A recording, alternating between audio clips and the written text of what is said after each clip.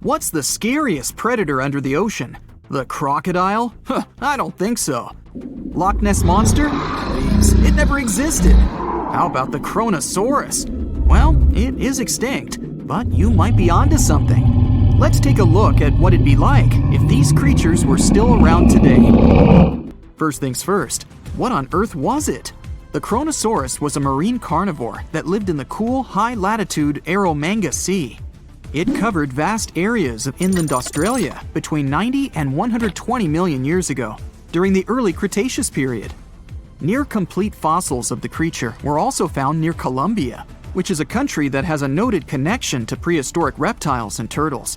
This fact makes it extremely possible that the monster I'm about to describe existed worldwide. You might have heard saurus and thought, oh, it's a dinosaur. But these were actually reptiles. They were the largest member of the Plesiosauridae family, referred to as plesiosaurs. Fossil evidence suggests they weighed over 20,000 pounds and were roughly 30 feet in length. Just to put that in perspective, the longest crocodile ever measured was a saltwater crocodile by the name of Lolong from the Philippines. It was 20 feet in length and weighed just under 2,500 pounds.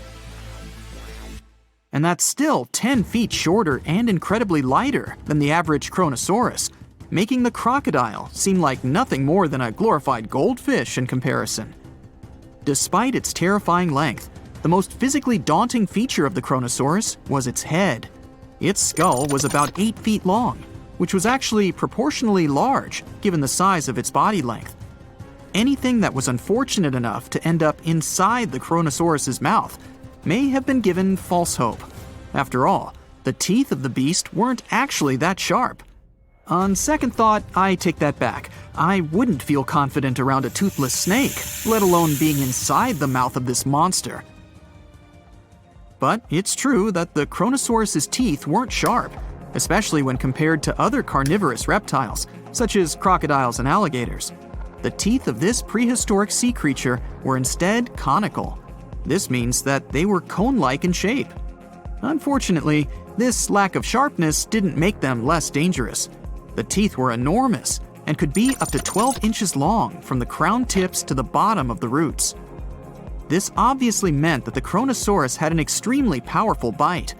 It was estimated to be up to 30,000 newtons, which is almost twice as powerful as the bite of a large saltwater crocodile. Because of the bluntness of their teeth, they weren't suited for twisting their prey once in their grasp, but the size and shape of the teeth made them perfect for simple open and shut biting. They would have had no problem crushing hard objects such as the toughest of shells any sea turtle could offer. Just like crocodiles, the Kronosaurus is believed to have had a short neck. This may have been an adaptation to allow the beast to successfully catch small evasive animals. Their body, in general, was fusiform and streamlined. This means it was narrowed at both ends and had very little resistance to the flow of water. The Kronosaurus was also equipped with 4 paddle-like limbs. The hind limbs were larger than the front ones. They could span approximately 7 feet in diameter. All in all, this set the Kronosaurus up to effortlessly propel itself through the waters and be an ultimate predator. Predator X, if you will? That's the name that was given to the fossil of a creature discovered near Svalbard, a Norwegian island group, in 2009. The fossil was identified as a 50-foot-long, 100,000-pound monster with a bite force of 33,000 pounds per square inch. This might be the highest bite force of any known animal. Although Predator X is yet to be classified as any specific type of animal, it was definitely a plesiosaur like the Kronosaurus. And even if it wasn't Predator X, the Kronosaurus was still most definitely a ferocious titan when it roamed Earth's oceans. The Kronosaurus actually got its name from the Greek mythological figure of Kronos, the father of Zeus. Kronos was viewed as a titan from a generation of super powerful beings. So what was it that the Kronosaurus, this terrifying monster, actually feasted on to satisfy its appetite? This creature was known to eat sea turtles, squid, and other larger marine reptiles of that time, such as elasmosaurids and ichthyosaurs. This suggests that if crocodiles existed in the realms of the Kronosaurus, they too might have turned into lunch for the beast. There's evidence from the fossil remains of the Kronosaurus that suggests that they also feasted on sharks, which I know is a disappointment to those of you who view that beast as the king of the ocean. Not when the Kronosaurus was around, my friend. In any case, grounding all kinds of food into small pieces to help digest them would have been difficult without small teeth. This explains the presence of rounded stones found in many of the remains of these sea creatures. Researchers believe these stones may have been swallowed to control buoyancy or to help process food. It's also entirely possible they were accidentally swallowed while feeding on other animals from the seafloor.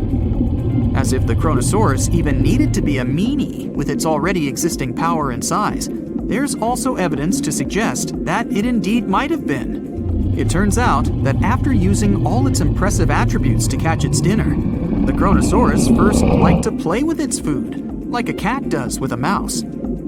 I guess since the hunt was so easy for them, they needed to get their fun from somewhere else. Well, I think now you should have a good idea about these creatures. So let's ask ourselves what it would be like if they were still around today. And by the way, why aren't they? Well, the Kronosaurus was completely finished off by the same KT meteor that took out the dinosaurs 66 million years ago. But even before this catastrophic event, they were coming under increased pressure from an even bigger and more vicious family of carnivorous marine reptiles known as mosasaurs. You can't always be a top dog, I guess, or rather, top marine reptile. But what if this never happened, and they were still roaming Earth? Well, this might be obvious, but can you imagine what kind of impact that would have on sea tourism? Based on the impact that famous movies about sharks and killer whales had, what do you think the presence of a Kronosaurus in the ocean would do to beaches? The very creature that would eat sharks and whales for breakfast. Beaches would certainly become a great place to go for a quiet walk, because nobody else would even be there. And what about such activities as boating, surfing, and scuba diving? You think anyone would dare try them, knowing that this 30-foot beast could be lurking beneath them? Let's give humans some credit and assume most of them wouldn't. This would cripple the global sea tourism industry, which is responsible for earning roughly $143 billion every year. Just to make sure this shocking point hits home, the most expensive yacht to ever roam the ocean was called the History Supreme. Its master bedroom was believed to have a statue made of T-Rex's bone and a wall made of meteorite rocks, as well as a 24-karat gold panoramic wall aquarium. Anyway, this yacht was worth nearly $5 billion, meaning you could buy 38 of them with the money lost in potential damages to sea tourism caused by the Kronosaurus. I'm sure that the yacht's owner was happy the beast never made an appearance in their luxurious aquarium. So luxurious, in fact, that some people believe the History Supreme, reportedly owned by some business genius from Malaysia, never even existed. Rumor has it that it was simply an elaborate hoax fabricated by the supposed designer. Anyway, I don't think the trouble would just stop there. People could actually be in serious danger, regardless of being near the ocean or not. No, I'm not about to tell you that this thing would grow legs, adapt to living on land, and start picking us off one by one. At least, I hope not. I'm just going to point out the damage that the Kronosaurus would inflict through its devastating impact on sea trade. In America, ocean transit accounts for 76% of national trade. On top of this, more than 100 vital pharmaceutical products originate in the sea. I'll also state the obvious and point out that the ocean is a huge food source for us humans. The presence of the Kronosaurus could have a great impact on our relationship with the ocean, something we usually take for granted. Think you know what lurks in the depths of the ocean? While nearly 95% of our oceans haven't been explored yet, it's hard not to let your imagination run wild. But thanks to brave explorers, deep-sea cameras, and awesome archaeologists, we do know about some pretty incredible sea creatures living in our waters today, and millions of years ago. From the 9-foot spider crab to the 60-foot prehistoric Megalodon, these sea dwellers come in all shapes and sizes. But let's focus on sea creatures famous for their huge size. Can you guess which living species of whale is the largest? Well, it's not the orca, but that's a good guess. The orca is a toothed whale that can grow to anywhere from 23 feet to 32 feet, which is slightly smaller than a school bus. How about the narwhal? Nope, they're not the biggest either. These unicorns of the sea live mainly in Arctic waters and only grow 13 feet to 20 feet in length, and that's including their 9-foot tusk. Tired of guessing? Okay, I give in. The largest whale that still exists today is the blue whale. At a jaw-dropping 82 feet to 105 feet, the blue whale is not only the biggest whale we know of, but is currently the largest animal to have ever lived on Earth. Seriously. These animals are bigger than a T-Rex, and even the prehistoric Megalodon. If you were to put a blue whale next to a school bus, it would look like it could swallow it.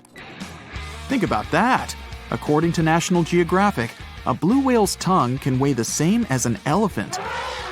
And their hearts can weigh as much as a car. That doesn't even sound possible. It's no wonder these giants need to eat about 4 tons of krill every day. While there aren't too many animals living today that can compete with the blue whale's epic proportions, there is an entirely different species that is a good contender, and it's not quite what you would expect. It's a jellyfish. No, I'm not talking about the little jellyfish that wash up on the shore and ruin a perfectly good day at the beach. I'm referring to the lion's mane jellyfish, the biggest jellyfish around. This invertebrate can grow up to 120 feet long. They also come in different gorgeous colors like red, purple, or even shades of orange. As if their length wasn't impressive, the lion's mane jellyfish boast a whopping 8 sets of 70 to 150 tentacles. That means they can have up to 1,200 in total. And here's the giant oceanic manta ray, the largest type of ray in the world. Their wingspan can be longer than a bus. These guys can reach 30 feet in length. They also have the biggest brain compared to body size among all fish. Unlike their stingray cousins, mantas don't have venomous tails. And while the lion's mane jellyfish and the blue whale are yet to be beaten for the longest sea creature, there is one marine creature that can grow even larger in length. The Portuguese Physalia physalis, tentacles and all, can reach a length of 165 feet long, and that's according to mentalfloss.com. While this thing may look a lot like a jellyfish, it's actually known as a siphonophore, and there are hundreds and sometimes thousands of them that are genetically identical. Their long tentacles help the organism catch prey, and its sting is fatal to most animals, even humans in some cases. What's even creepier is that if one of the tentacles comes off the organism for whatever reason, it can float around the water for days before decomposing. Even if it's detached, this tentacle can still sting you.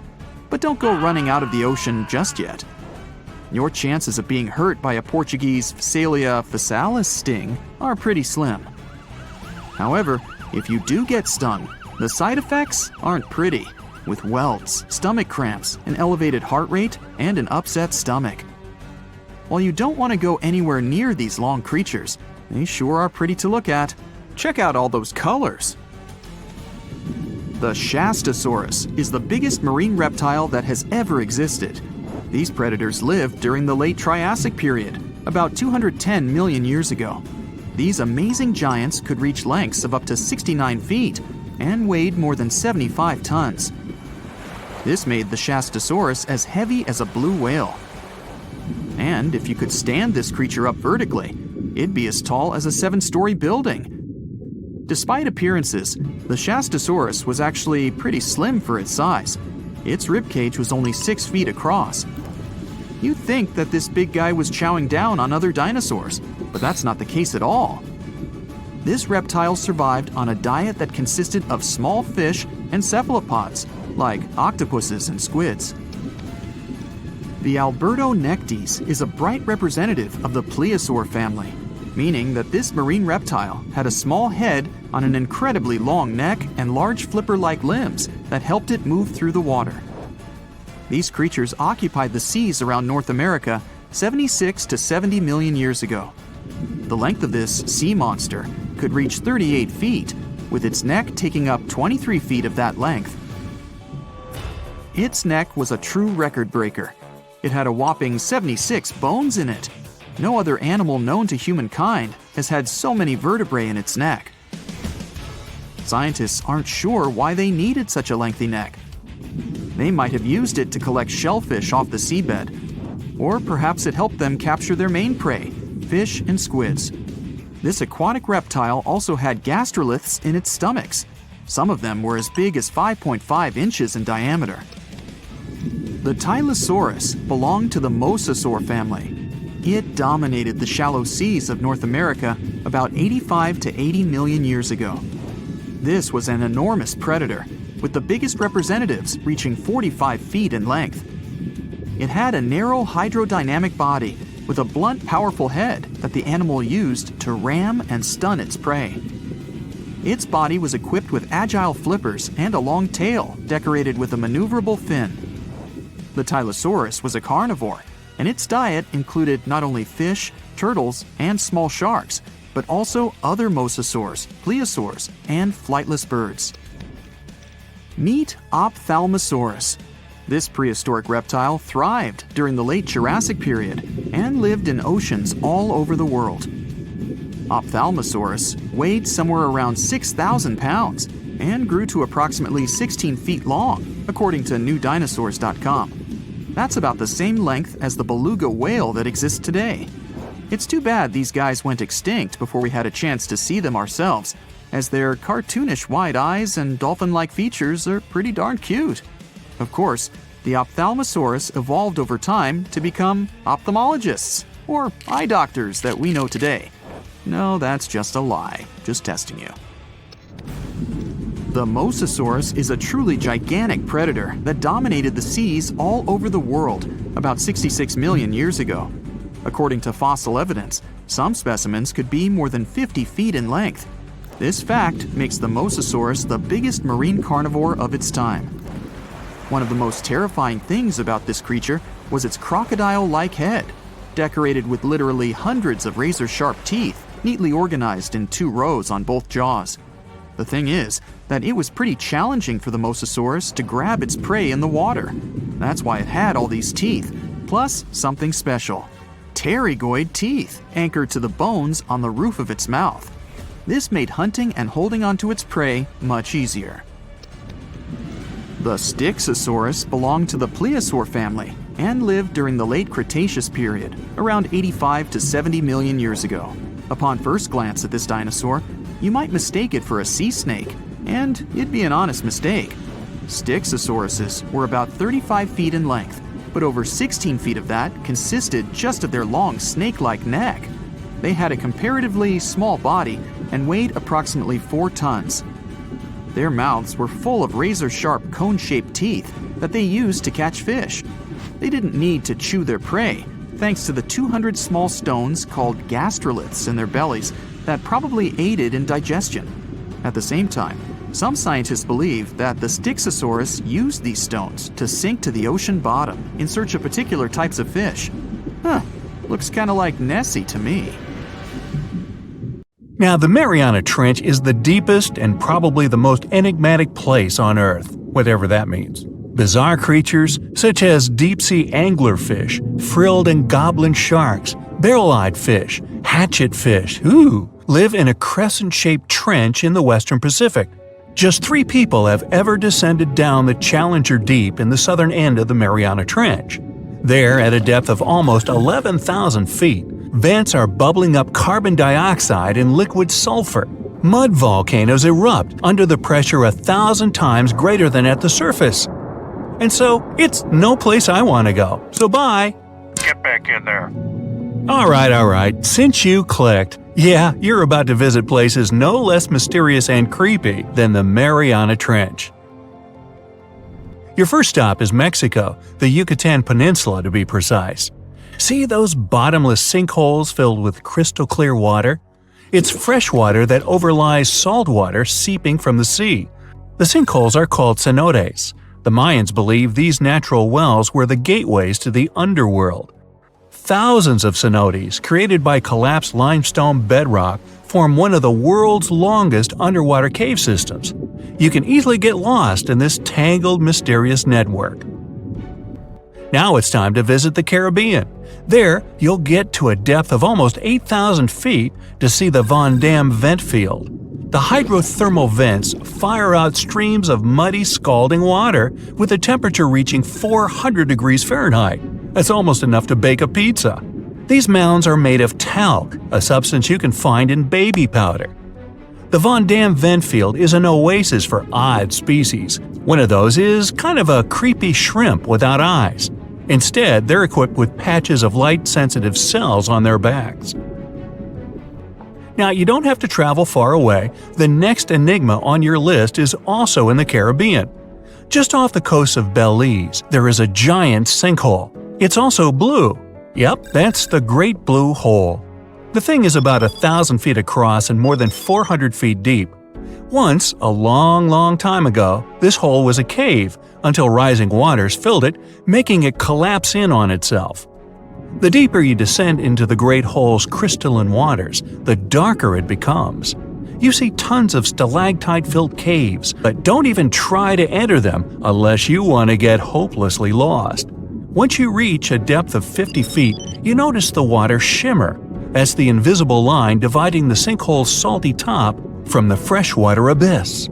Time to get out of there. Who knows what you might come across in the murky depths? Your next destination is off the Pacific Northwest coast. Almost 500 streams of methane bubbles were discovered there several years ago. Because of the bubbles, the vents got the name champagne seeps, which sounds better than the fart spas. Scientists are still puzzling over this phenomenon. Where does the methane come from? Underwater cows? Why is its temperature warmer than that of the surrounding ocean? And most importantly, what would happen if you managed to light a match somewhere near a large bubble? Methane is a highly flammable gas, and setting a methane bubble on fire, well, you get the picture. And now you're off to Iceland. The plan is to dive into Silfra, a fissure filled with pure glacier water.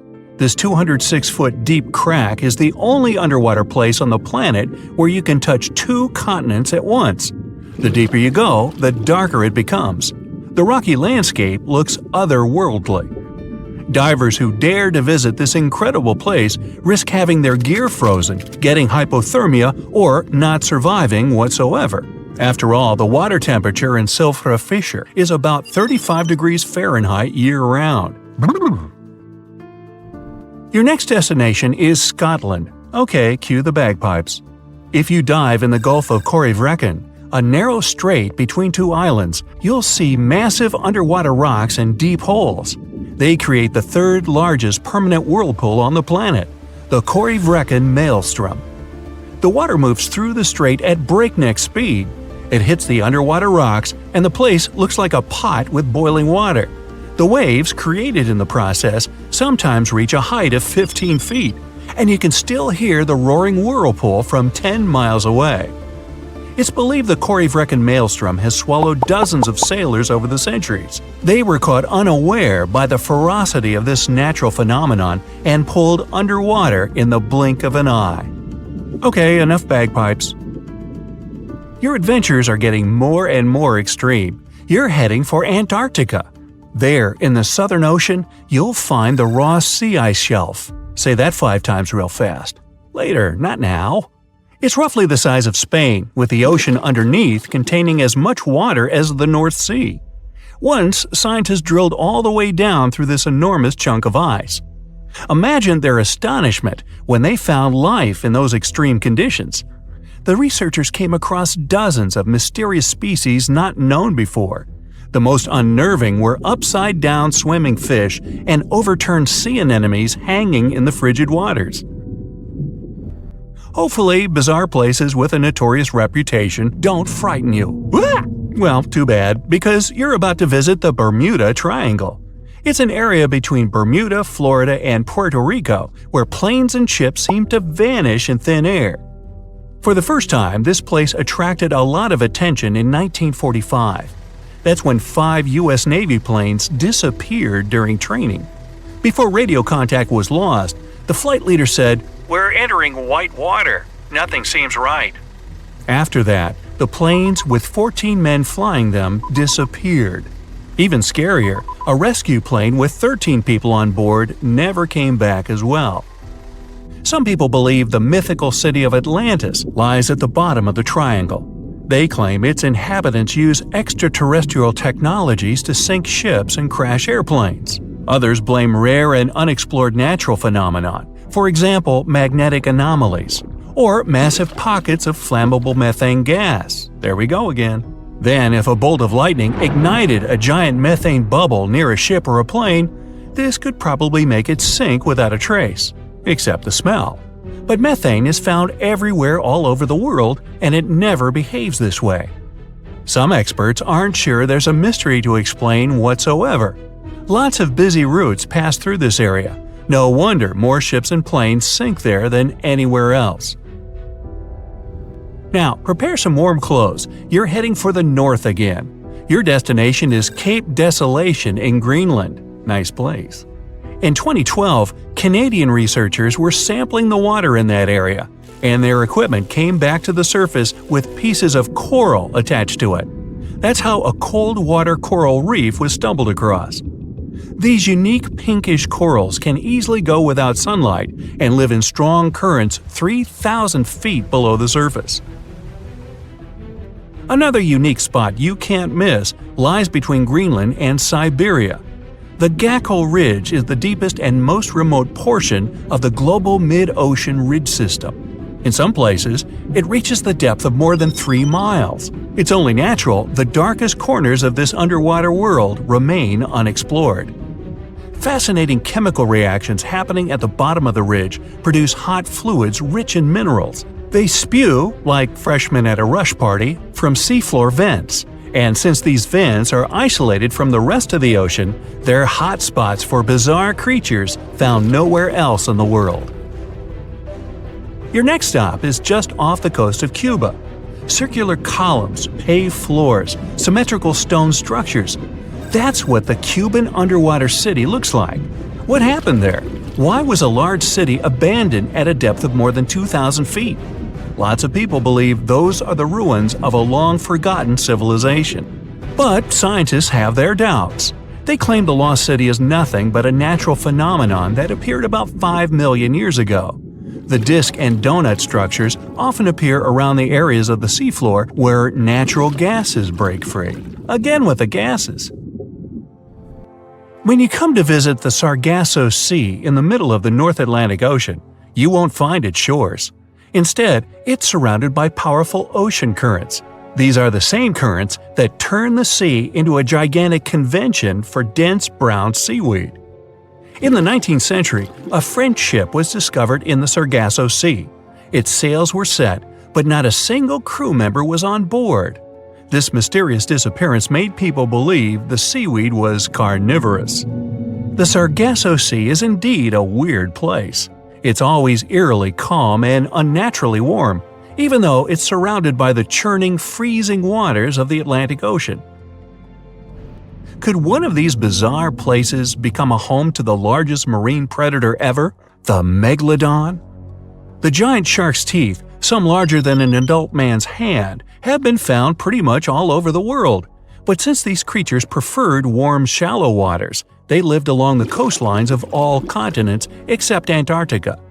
In other words, it'd be a waste of time to search for the giant predator in the depths of the Mariana Trench, in Greenland, or in Mexican cenotes. But then, could it choose the waters of the Caribbean to hide from the hustle and bustle of the modern world? Don't get your hopes up. There's been no proof the Megalodon does exist these days. It wasn't a shy, elusive animal, and still, no one has seen this shark lurking around recently. Not even near the fart spas.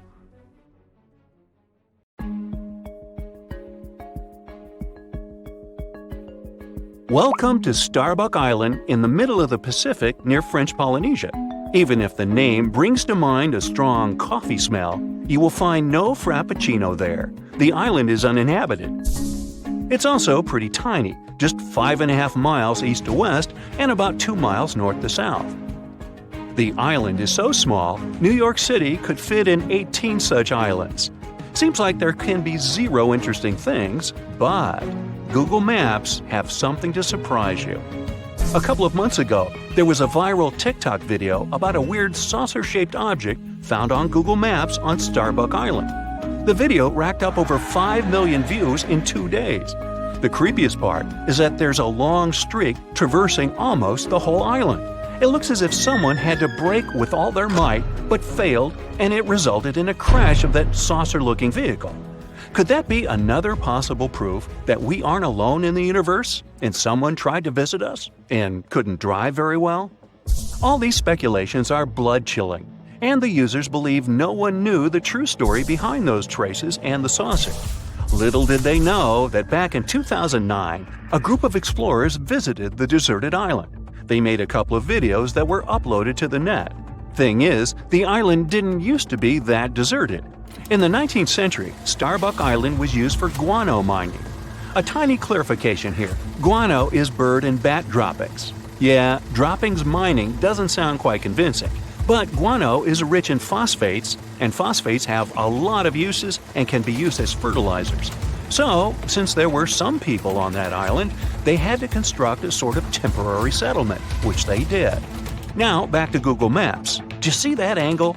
Right. The satellite picture can be compared to the pictures and videos made in 2009 by the explorers.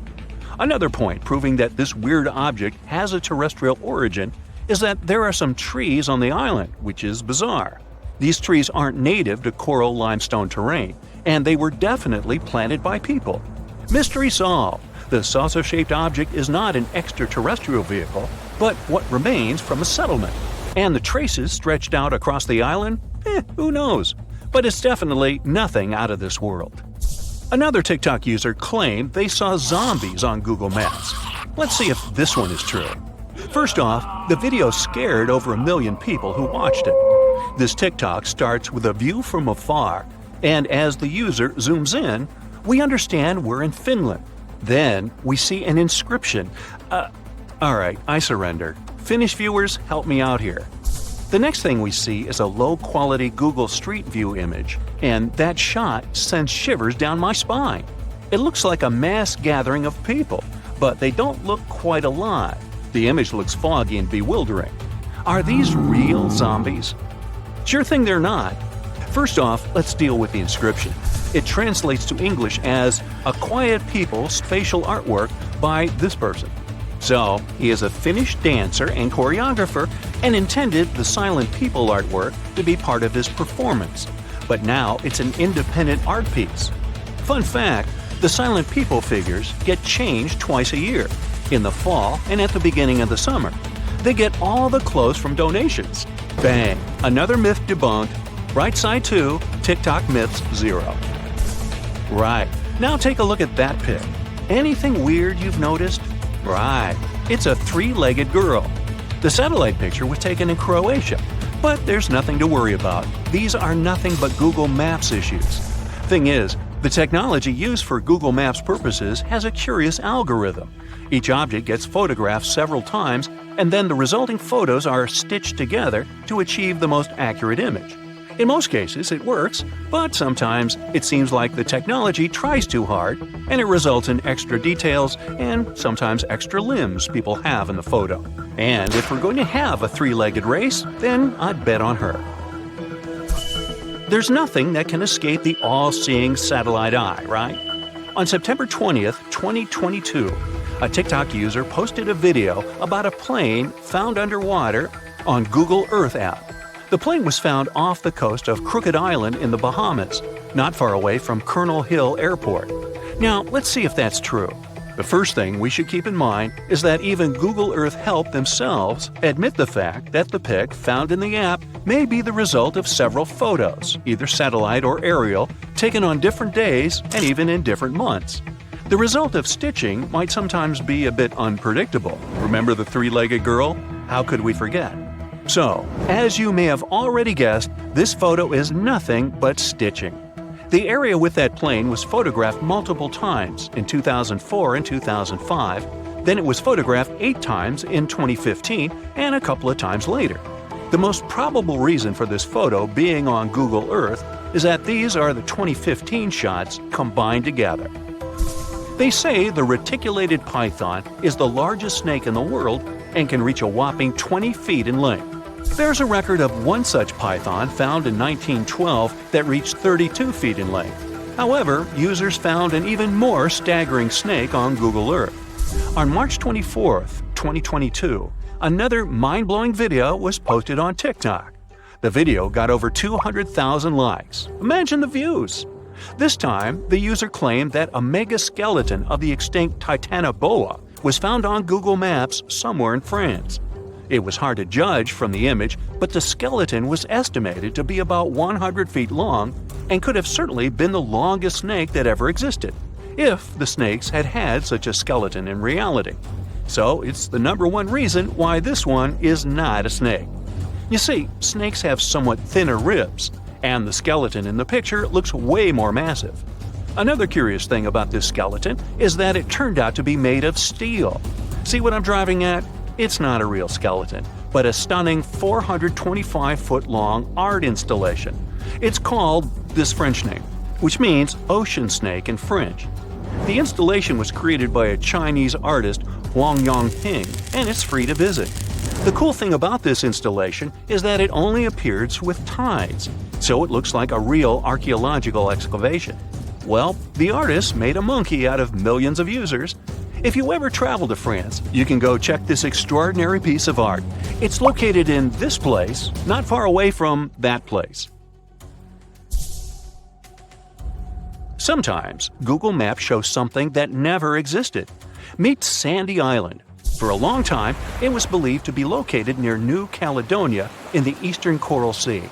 It all started when Captain James Cook included it in the charts back in 1774.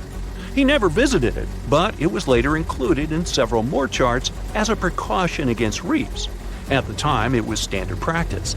Plus, the area was, and is still, swarming with pumice sea rats. These are the masses left after an underwater volcanic eruption, so such a precaution was a necessity. This way, the island stayed in the charts until 1974. A flying recognition campaign claimed there was a lack of appearance of that island, and Sandy Island was deleted from the charts. Google Maps appeared back in 2005, and the island, surprisingly, was there, even though it had been previously undiscovered.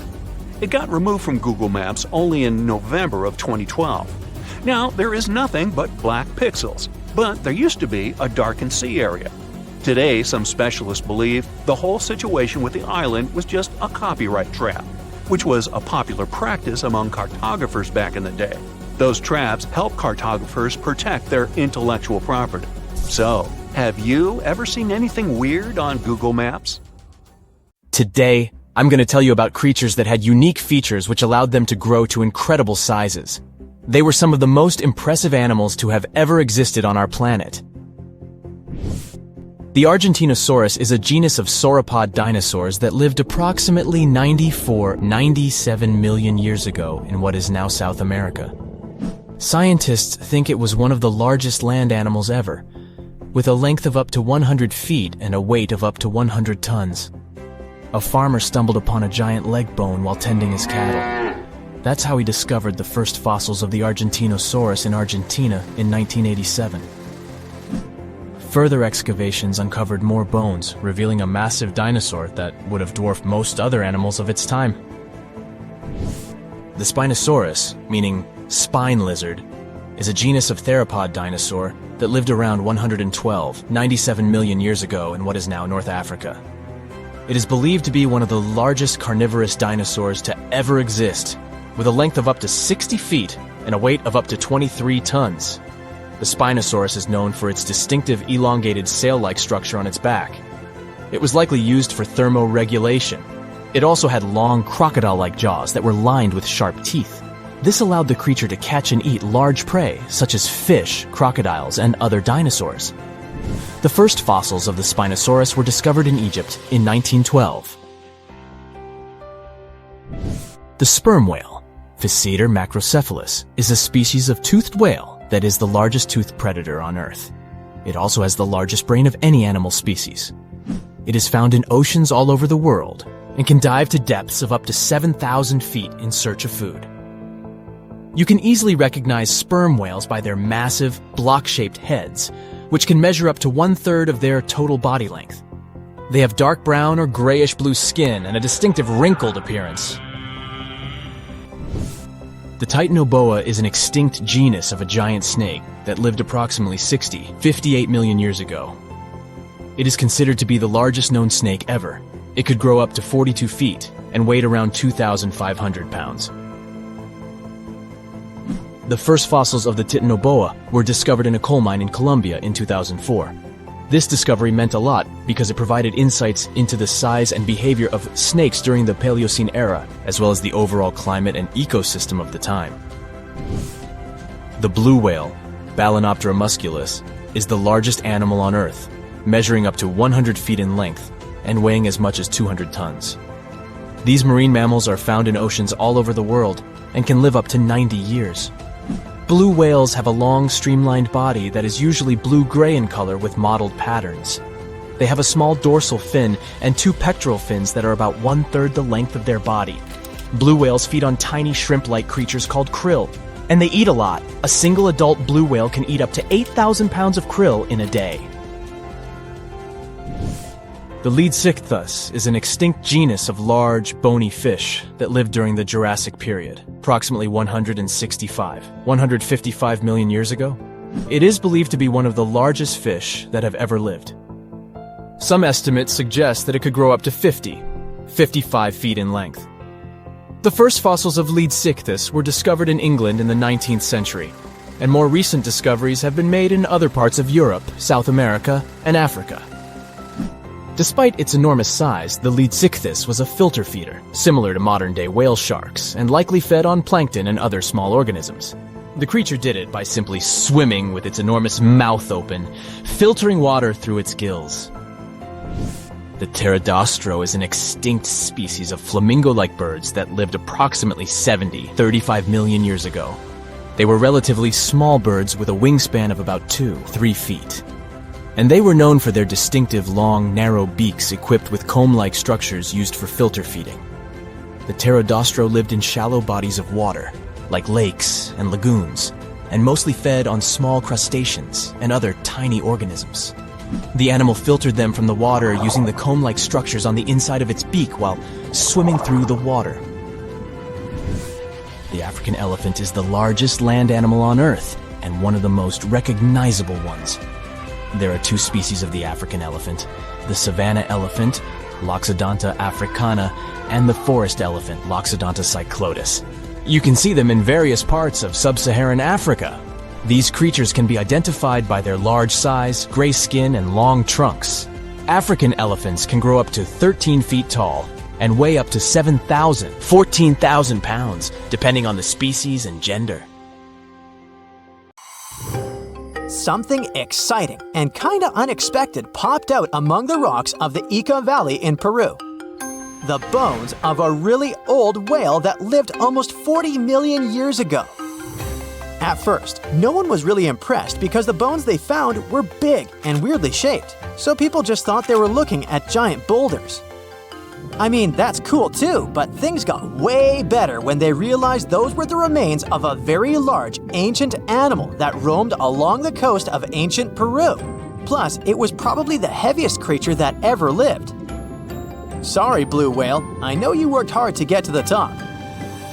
The length of over 100 feet and weight of more than 200 tons brought you the status of the biggest animal on our planet. But it seems you've held the title long enough. Time to hand it over to our next candidate, and that one's really gigantic. This ocean beast was probably shorter than the blue whale, but heavier, with a weight that could be between 93 tons and 370 tons.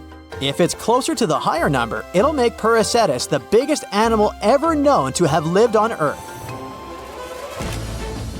And it seems its weight was the result of having extremely thick, dense bones. You can see such bones today in manatees or some other early whales. Dense bones are a great tool for such marine mammals. This feature makes them heavy and allows them to stay submerged most of the time. But at the same time, if their body was too heavy, they would end up sinking all the time, and they would waste too much energy to move back up to the surface. So, to avoid sinking, marine mammals need to have enough lighter tissues, like muscles and fat, to help them float in the water without using too much energy. Now, scientists didn't have the whole skeleton, which makes it hard to tell how big the animal was, but they used the ratio of the heavy bones to the lighter tissues in other marine mammals to estimate the overall weight of this giant ancient whale. Experts found these fossils about 13 years ago and spent the next decade freeing the whale from the rock. Its anatomy and age showed this whale was a cousin of Basilosaurus, a whale that had a long snout full of sharp teeth, and a sleek body similar to that of an eel. Even if Paracetus wasn't bigger than the blue whale, it was still a giant that ruled the ocean depths.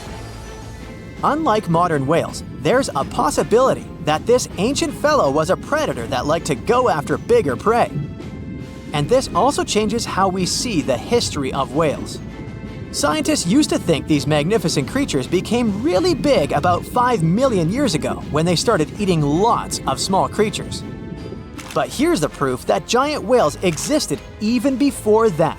But it's still unclear how this whale managed to find enough food to sustain its enormous body. Plus, it's still hard to tell what exactly this ancient creature had on its menu. It was pretty large and not such a fast swimmer, so it's possible it searched for food in shallow waters. Then it probably ate crustaceans, clams, or some other small animals hiding in the sand. One theory says it was a scavenger, which basically means it munched on remains of everything that would come its way. It's not so unusual to find marine animals in deserts. Many of these regions used to be covered with water anyway. The Sahara in Africa is a perfect example. About 50 to 100 million years ago, this was not a dry desert, but a shallow saltwater body called the Trans-Saharan Seaway. The land is not wet there anymore, of course, but people who lived in that area knew about it because they used to find old shells across the desert. The sea was about 164 feet deep. That sounds enough for a nice swim. Some would say this area looked like modern Puerto Rico, with lots of sun and shallow water. Mangrove forests were a common thing, as well as seafloors covered with mollusks, like snails and clams. The marine sediment that was left behind after the sea had dried up is full of different fossils. And the animal that lived in that ancient underwater world didn't look friendly. Plus, they were much bigger than their relatives from modern times, so a regular-sized human would end up as a snack, not even a whole meal. Normally, when animals live on small islands, they can become much bigger than their relatives from the mainland. This is something we call island gigantism, and it happens because there are more resources or fewer predators on islands. Maybe the same thing happened in the Trans-Saharan Seaway. Even though it wasn't an actual island, the water moved in and out, which created little pockets of water. And specific conditions in these pockets might have helped animals grow bigger. So we're talking about giant sea snakes, catfish, and fish that no longer exist today. One had incredibly strong jaws, and the animal used them to eat hard things and even crush shells. Their teeth showed they were fierce predators other animals had every reason to be afraid of. They went through some changes when it came to diet, similar to some types of piranhas. And the competition to get to the top of the food chain wasn't a joke. Not when there were also such large predators as sharks, crocodiles, and ancient relatives of elephants. Sahara went through different phases. If you could use a time machine and take a peek at Earth's largest hot desert as it was about 6,000 years ago, you wouldn't have to struggle with sand and heat. You'd have a nice walk through a green and pretty lush place. In the past, people who lived in that area didn't leave drawings on cave walls that showed camels, sand dunes, and scorpions. All those things you'd see in today's Sahara. Instead, they drew crocodiles. That's additional evidence that the Sahara used to have a lot of water and plants enough to support these big yet scary animals. Around 3 billion years ago, Earth might have been mostly covered with water. Today, it's about 71% of its surface, but it seems that our planet used to be a giant ocean world with no continents at all, just some scattered islands. Scientists studied special rocks in Western Australia that formed in a place deep under the ocean called a hydrothermal vent system. To explain this better, it's important to mention two common oxygen types, O16 and O18. O18 is heavier because it has extra neutrons. O16 evaporates from water more easily, and as researchers studied an old ocean floor, they found a lot of O18, more than in today's oceans. This way, they realized ancient Earth had less dry land than Earth today. Australia is a good spot to conduct these studies because a long time ago, it also used to be a beautiful place with large animals and lush rainforests. But as time went by, the land became drier and Australia had more deserts formed, such as the Great Victoria Desert. Rainforest remained only on the edges of the continent. What happens with deserts across the globe is called desertification. That's when land that used to be good for growing things turns into a desert or something similar. Our planet changes over time, together with its climate. But desertification also happens because of human activities, like mining, farming, and building cities. And when land turns into a desert, it's a problem because it can't support people and animals anymore. Food doesn't grow there. There's not enough clean water, and animals lose their homes. To help with this problem, there's a plan many countries agreed to. They decided to work with farmers to take care of the land, fix damaged areas, and manage water better. All in all, to make our planet a better place for life. Once upon a time, in the deep blue sea, there was a giant monster called the Kraken. People believed it lived in the waters near Norway and Greenland. The first time anyone wrote about the Kraken was a long, long time ago. It was a man named Erik Pontoppidan from Denmark in a book called The Natural History of Norway. He wrote that the Kraken looked like a huge octopus or cuttlefish, and it could pull ships down to the bottom of the ocean. Later on, people started to imagine the Kraken as a giant squid. Even today, the story of the Kraken is still very popular, and it can be found in books, movies, or games. The stories surrounding the Kraken might sound like nothing more than local folklore or myths, but in 2004, the first giant squid was photographed. This amazing discovery was made by a team of Japanese scientists who had been working for years to capture a live giant squid on camera. They used a baited line with a camera attached to it to lure the giant squid to the surface. They also used a special lure that mimicked the light patterns of a small creature to attract the giant squid. After several days of waiting, the team finally got lucky. The image showed the giant creature's long tentacles and large eyes, as well as its distinctive body shape. It didn't stop there, though. In 2012, another team of scientists, this time from National Geographic, filmed a live giant squid for the first time in its natural habitat. This footage gave the world a much better understanding of the giant squid and its behavior. You've surely heard about this next myth too. It was said to be the most beautiful and wealthy city to ever exist. Its entrance was decorated with marble statues. The architecture of this city was sturdy and imposing. The depictions of Greek deities beautifully painted could be seen almost everywhere. The city has been the subject of debate for historians and fiction writers alike. We still have very little information on the location of the ancient city of Atlantis. That is, if it even existed. Since it was supposedly swallowed by the sea in its entirety, it's no wonder some curious minds linked it to other mysterious locations on Earth, even to the Bermuda Triangle. But let's not get ahead of ourselves. It's not yet confirmed that Atlantis truly existed. The idea of an island sinking into the sea due to an unknown disaster is a widespread idea in mythology and popular culture. However, it is possible that the story of Atlantis was inspired by actual events, such as the sinking of islands like Helike.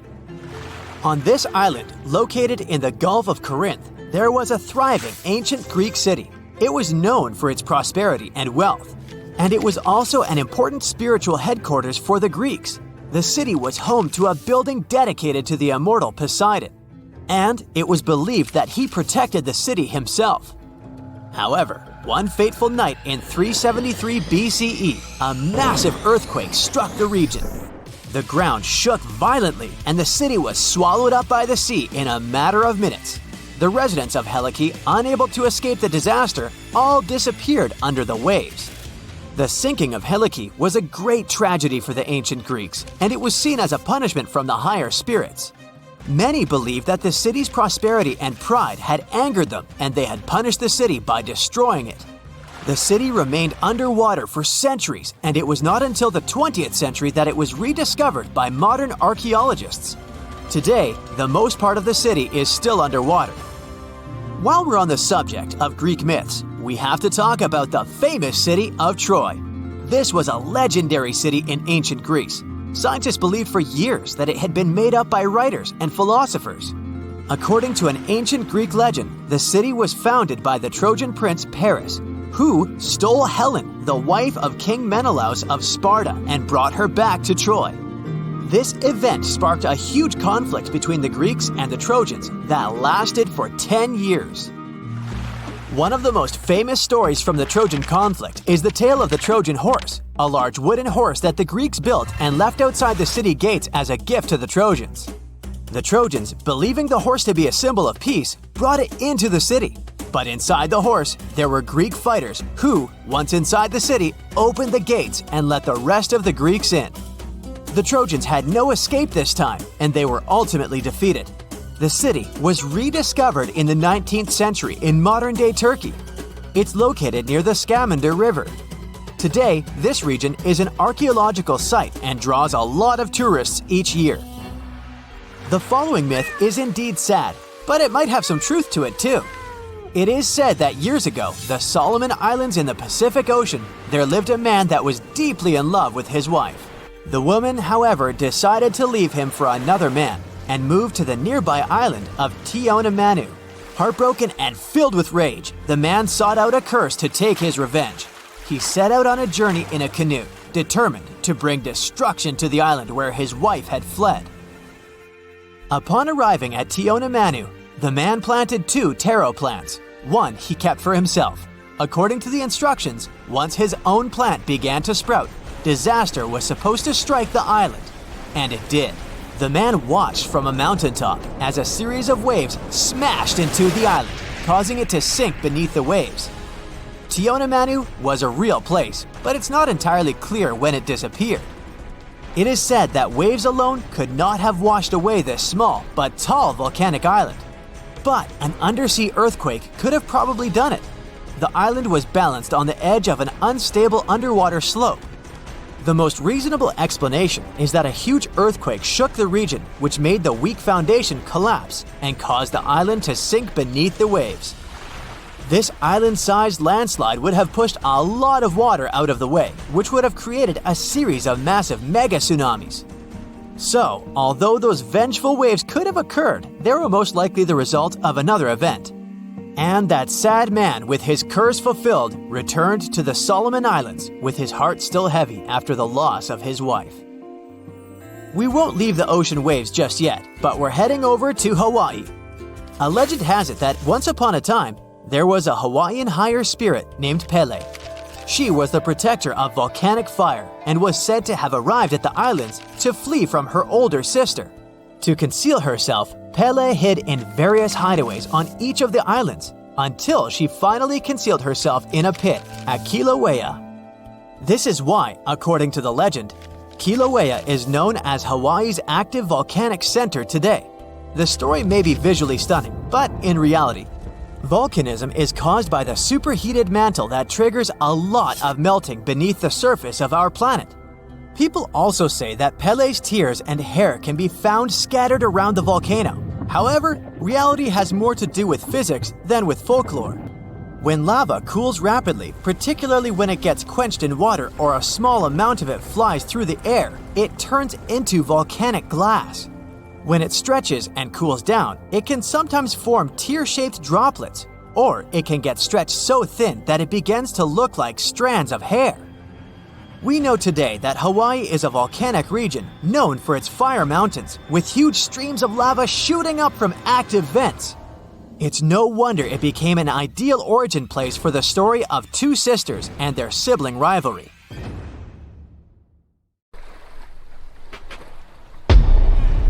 Many terrifying animals live deep beyond the waves, like this vampire squid living 3,000 feet below the surface in almost complete darkness. This animal has a cloak, like a vampire's. That's why it's called the vampire squid. Deep down at the bottom, it can't use ink to defend itself. So this animal has developed an unusual tactic.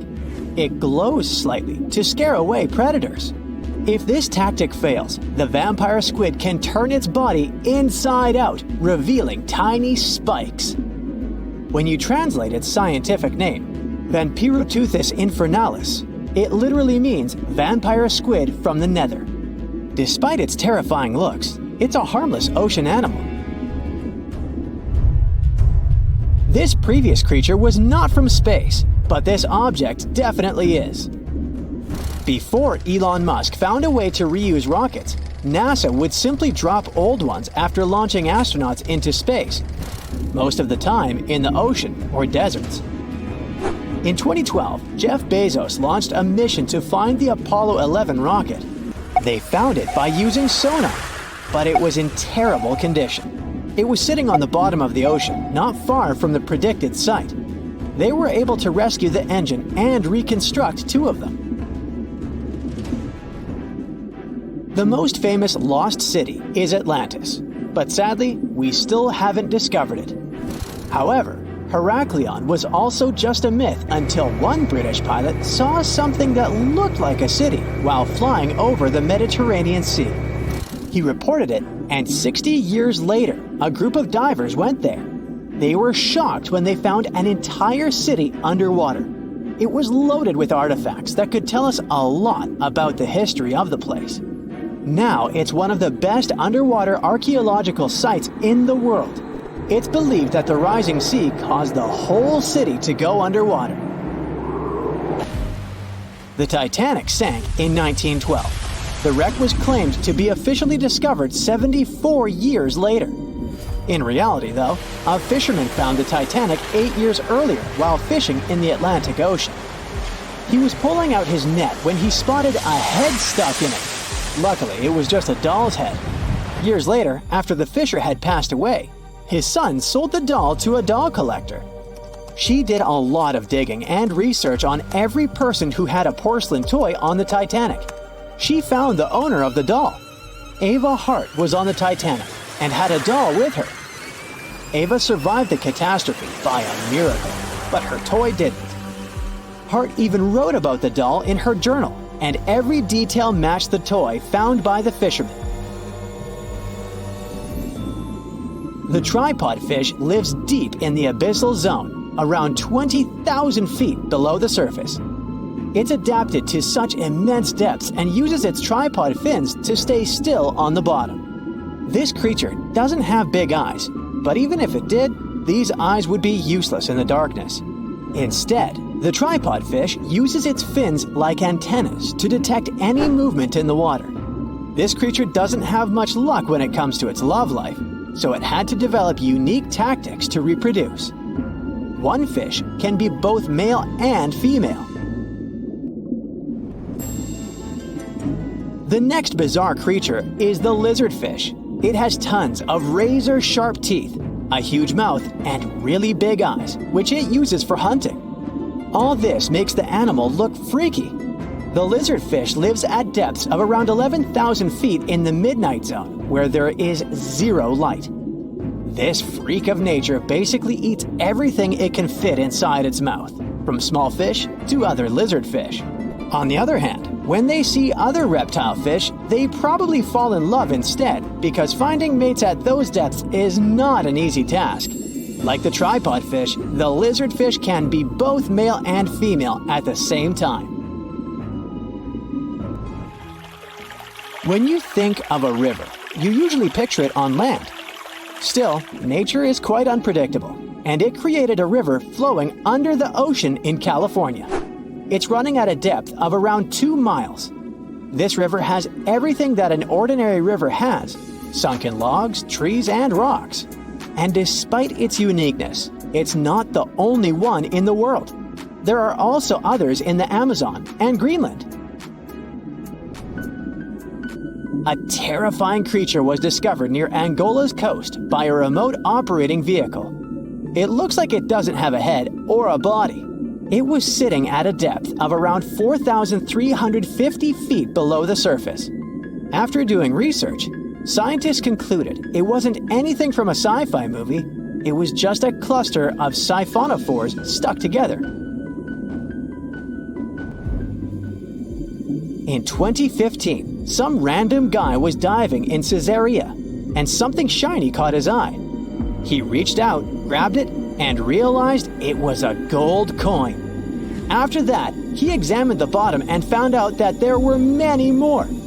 He reported the incident to the local authorities, and they concluded that he had found Arabic treasure. The coins were made of solid 24-karat gold and were a few thousand years old. But due to the perfect salinity and temperature, they looked brand new. The coins belonged to a ship carrying cargo. It was caught up in a storm and unfortunately sank.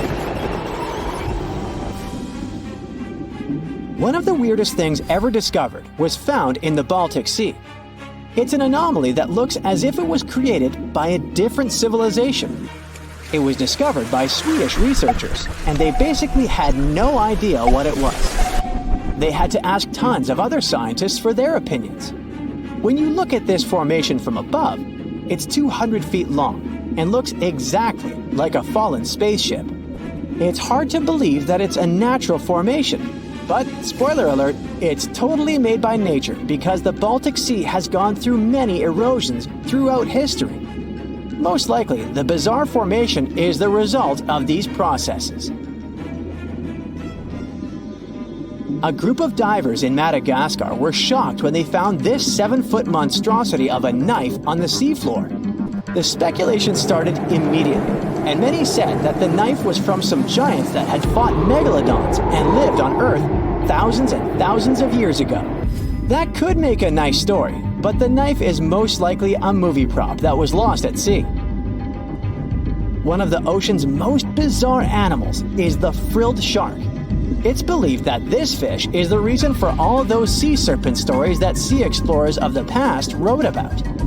These animals live pretty deep in the ocean, but sometimes they can be seen in shallow waters. It's super rare, but possible.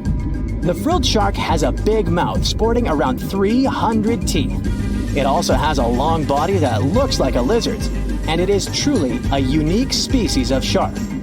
Its prey can be half of its size because this shark's stomach is like that of a snake, and it can swallow huge fish or crustaceans. Spotting a few worms in your garden is no big deal, but after seeing a 26-foot long one in the ocean, you will make your wetsuit a little wetter. This worm is super rare, and it's completely harmless to humans. It's actually not a giant worm. It's a cluster of zooids that are stuck together in a worm-shaped formation. They usually only eat plankton, bacteria, and other tiny things that can be found in the ocean. Probably the scariest thing in the ocean that is 100% real is the Magna Pinna, which can be found at crazy depths of 20,000 feet below the surface. This monster looks like an underwater Slender Man, but it's just a squid with really long tentacles that can reach a terrifying size of 8 feet. This guy has only been seen a few times, and basically, we don't know much about this creature so far. Well, hey there! We dive back in time and into the oceans over 500 million years ago. Just, because we can. Whoa! Watch out! It's not Megalodon or giant sea reptiles you need to look out for here. It's a bizarre, unearthly-looking creature called Anomalocaris. The name means unlike any other shrimp, and I think you'll agree, it looks like a nightmarish cross between a shrimp and a modern-day centipede. 2 tentacles protruding from its face, each lined with razor-sharp teeth. Oh yeah, and this thing was about the size of your leg. With a wave-like movement of the flaps on each side of its body, it was graceful for a terrifying creature. It was also more advanced than any other life on this planet at the time. Especially those huge eyes. You have only one lens in each of yours. This giant shrimp had 16,000. That's 4 times more than a common housefly. And you know how good their vision is. Good enough to dodge that swatter every time. All this allowed Annie to become one of the first animals on this planet to feed on others. Yep, here it is. Earth's first hunter. Its favorite meal? Trilobites. Hey, try a bite. Those are the ancient ancestors of crabs. Some of their fossils have marks on them in the same shape as the monster shrimp's mouthparts. Terrors of the past like this got to be so giant thanks to more oxygen in the atmosphere. A perfect example of this, Meganeuropsis.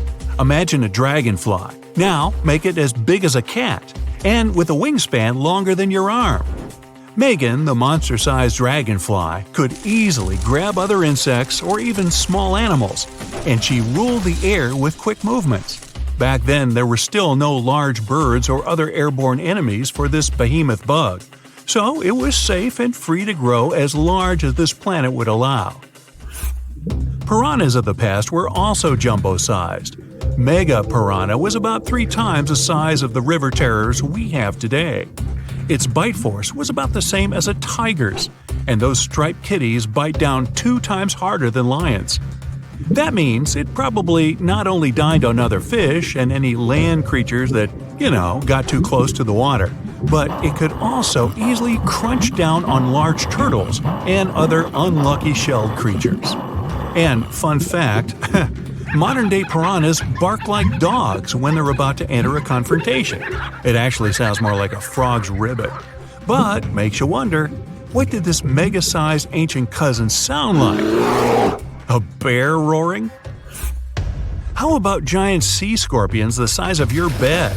Go back about 460 million years, and you'd see them swimming under you. And watch out for that tail. Scientists still don't know if these creatures could use it to inject venom like your standard land scorpion, but something tells me I wouldn't want that thing anywhere near me. Then there's this guy, Therizinosaurus. Terry looks sort of like a goose with long arms. Oh, and did I mention this goose dino is about 2 stories tall and longer than a bus? Yow! Its arms make the T-Rexes look even more bite-sized, each 8 feet long, almost triple the length of T-Rexes.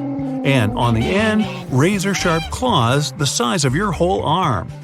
Now, don't worry about those lengthy claws too much, though. Terry probably used them to cut through giant termite nests. So, this huge reptilian goose was more interested in eating bugs and plants. Another mega monster for you, Megatherium. The giant ground sloth could look a giraffe straight in the eye and weighed as much as a hippo. It moved mainly on its hind legs and used its massive tail as support. He had huge paws with colossal knife-sized claws. The sloth could use them to defend itself from enemies and to bend tree branches in search of food. But the biggest danger to the giant ground sloth wasn't dinosaurs or saber-toothed tigers. It was our own species. Yep, humans showed up just in time to meet this fellow and to, eat him up.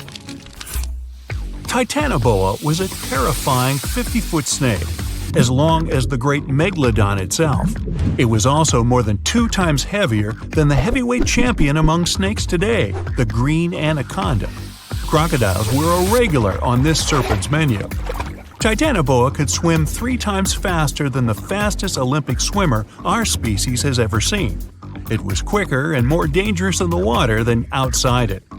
And don't forget the boa part of its name. This massive snake wasn't venomous. Instead, it liked to squeeze. Remember that giant shrimp from earlier?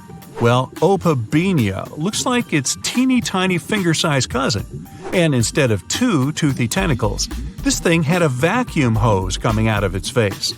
On the end of that trunk, what looks like a single crab claw.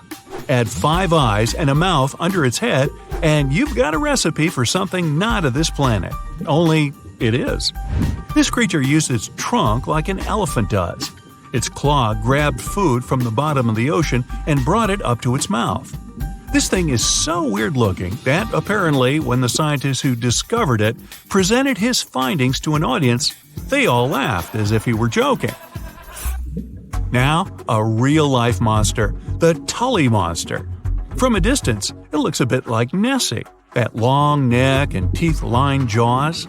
But get closer, and you'll see it's more like a long nose with a mouth attached at the end, like a mosquito. Its eyes are further back, sticking out of tubes all snail-like. Tully was an ancient mollusk, about the size of your forearm. It probably dined on jellyfish and shrimp 300 million years ago.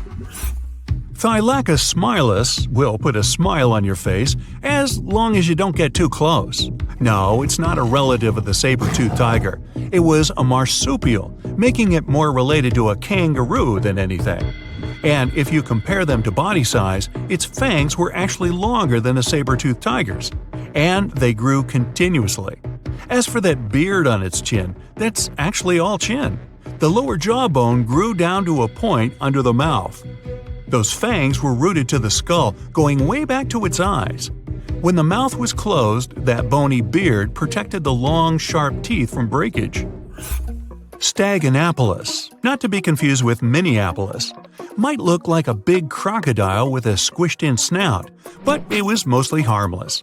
Its small head and very few teeth meant the reptile didn't have much to work with when protecting itself.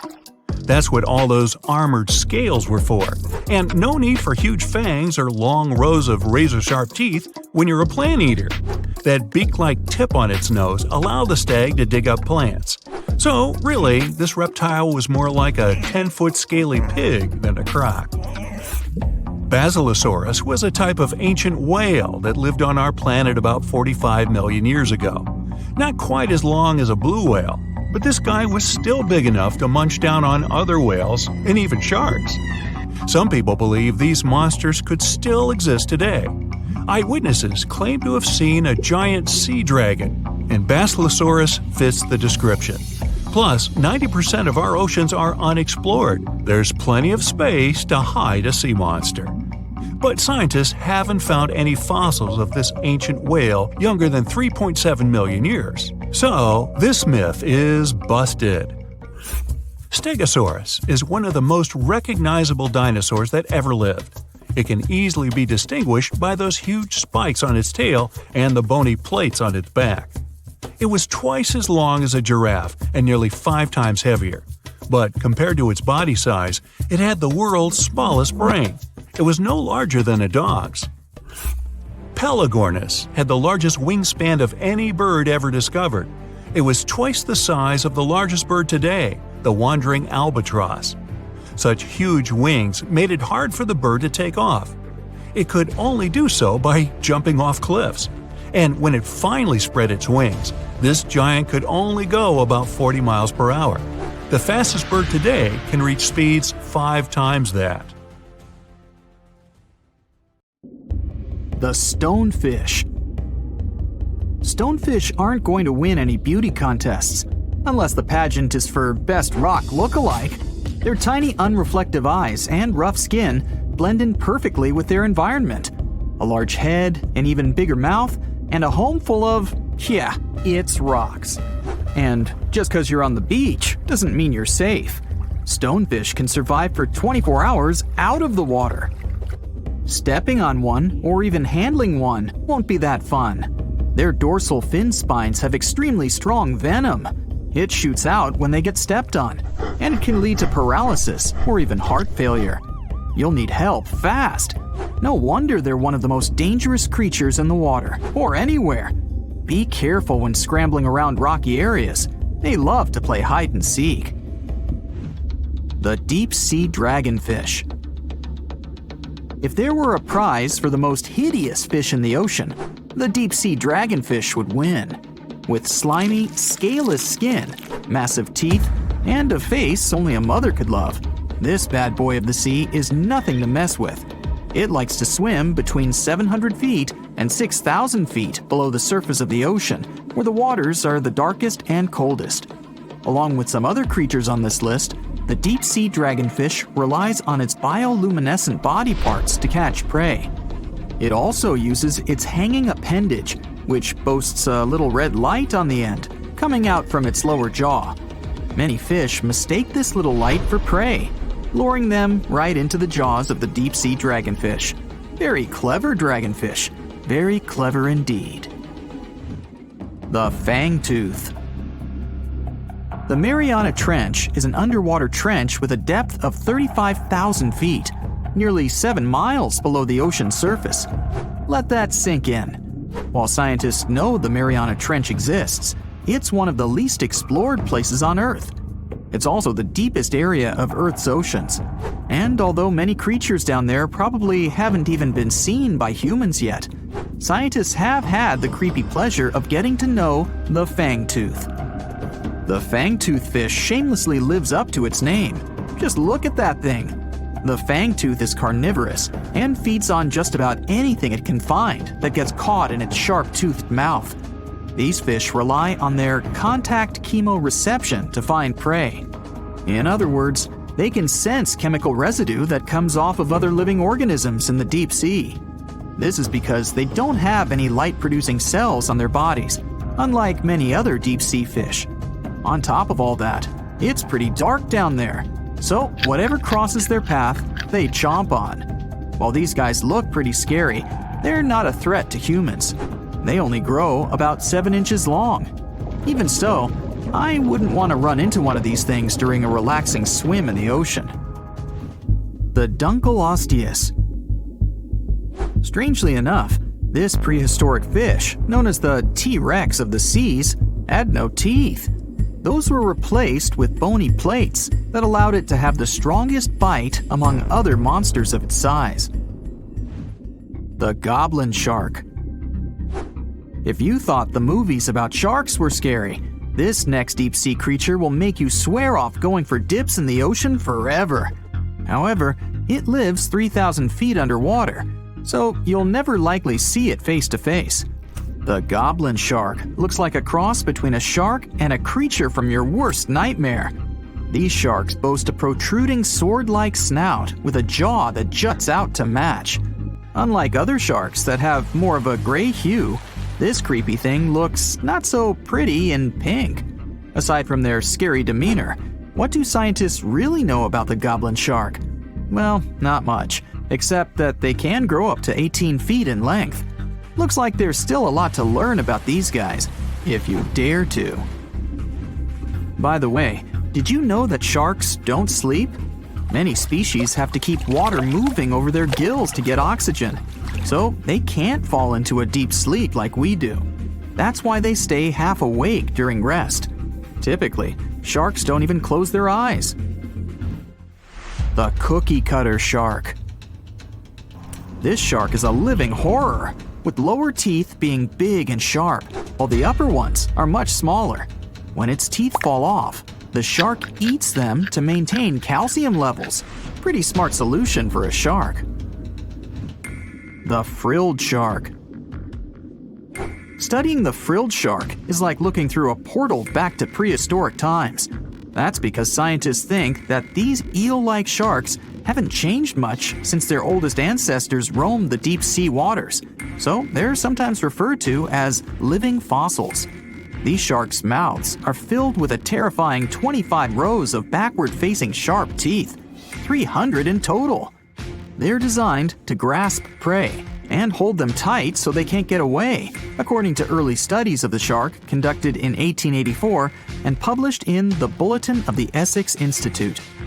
Luckily for swimmers, the frilled sharks live between 390 feet and 4,200 feet below the ocean's surface, so they'll probably never run into them. Probably. This is probably the worst nightmare of any dentist. The northern stargazer.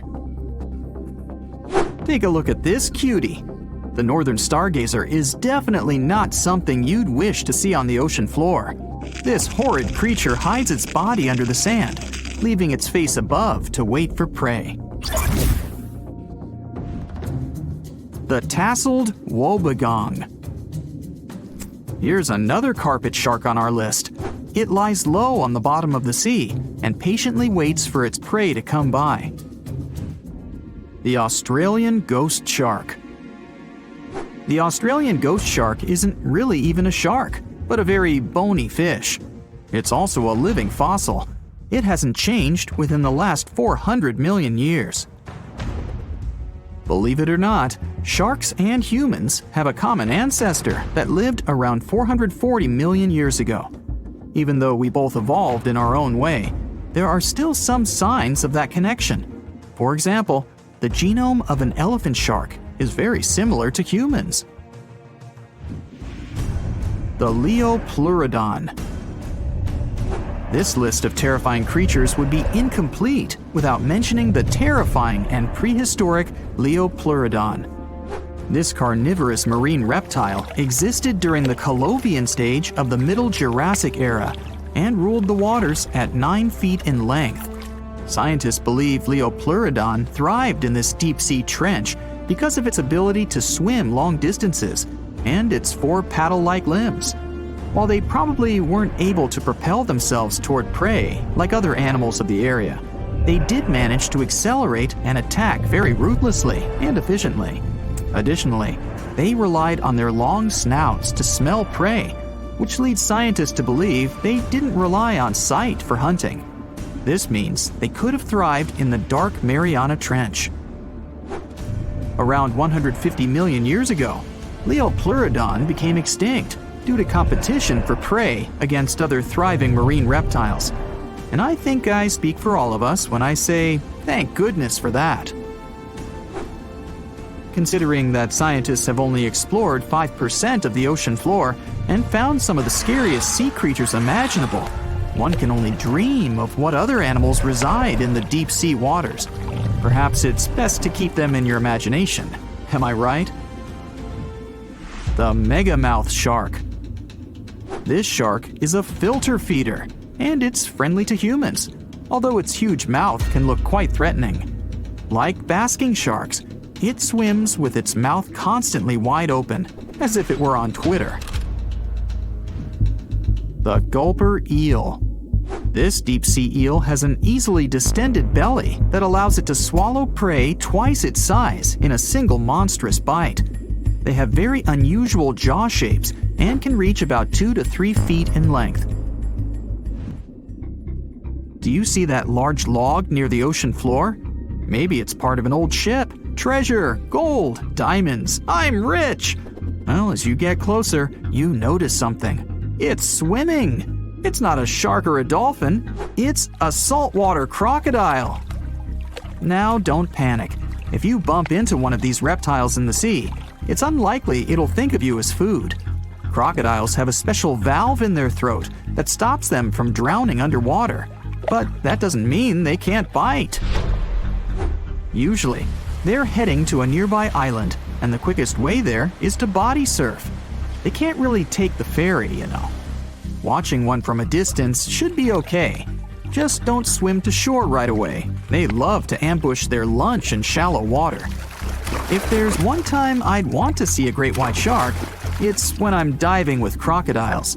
They'll gladly take a crocodile-sized nibble, given the right motivation. There are plenty of fish in the sea. Some of them look totally like Nemo or Dory.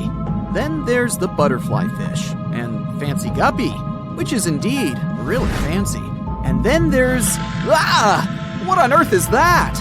I would definitely not pay for a diving experience to see this guy. The anglerfish has the unofficial title of the ugliest animal in the world, but I wouldn't dare to break that news to it. There are more than 200 species of anglerfish currently swimming somewhere in the gloomy depths of the Atlantic and Antarctic Oceans, up to a mile below the surface. Some of them prefer different living conditions, the shallow tropical environments. Different kinds of anglerfish vary in shape and size, from the famous black sea devil to frogfish, monkfish, footballfish, goosefish, batfish, and sea toad. The larger ones can be half as long as a full-sized bed, but most are less than a foot long. Since the choice of meals where these guys live isn't that huge, they had to come up with a unique hunting strategy. They don't waste their priceless life energy on following prospective prey. Instead, they use a piece of dorsal spine that sticks above their mouths like a fishing pole, hence the name of the fish.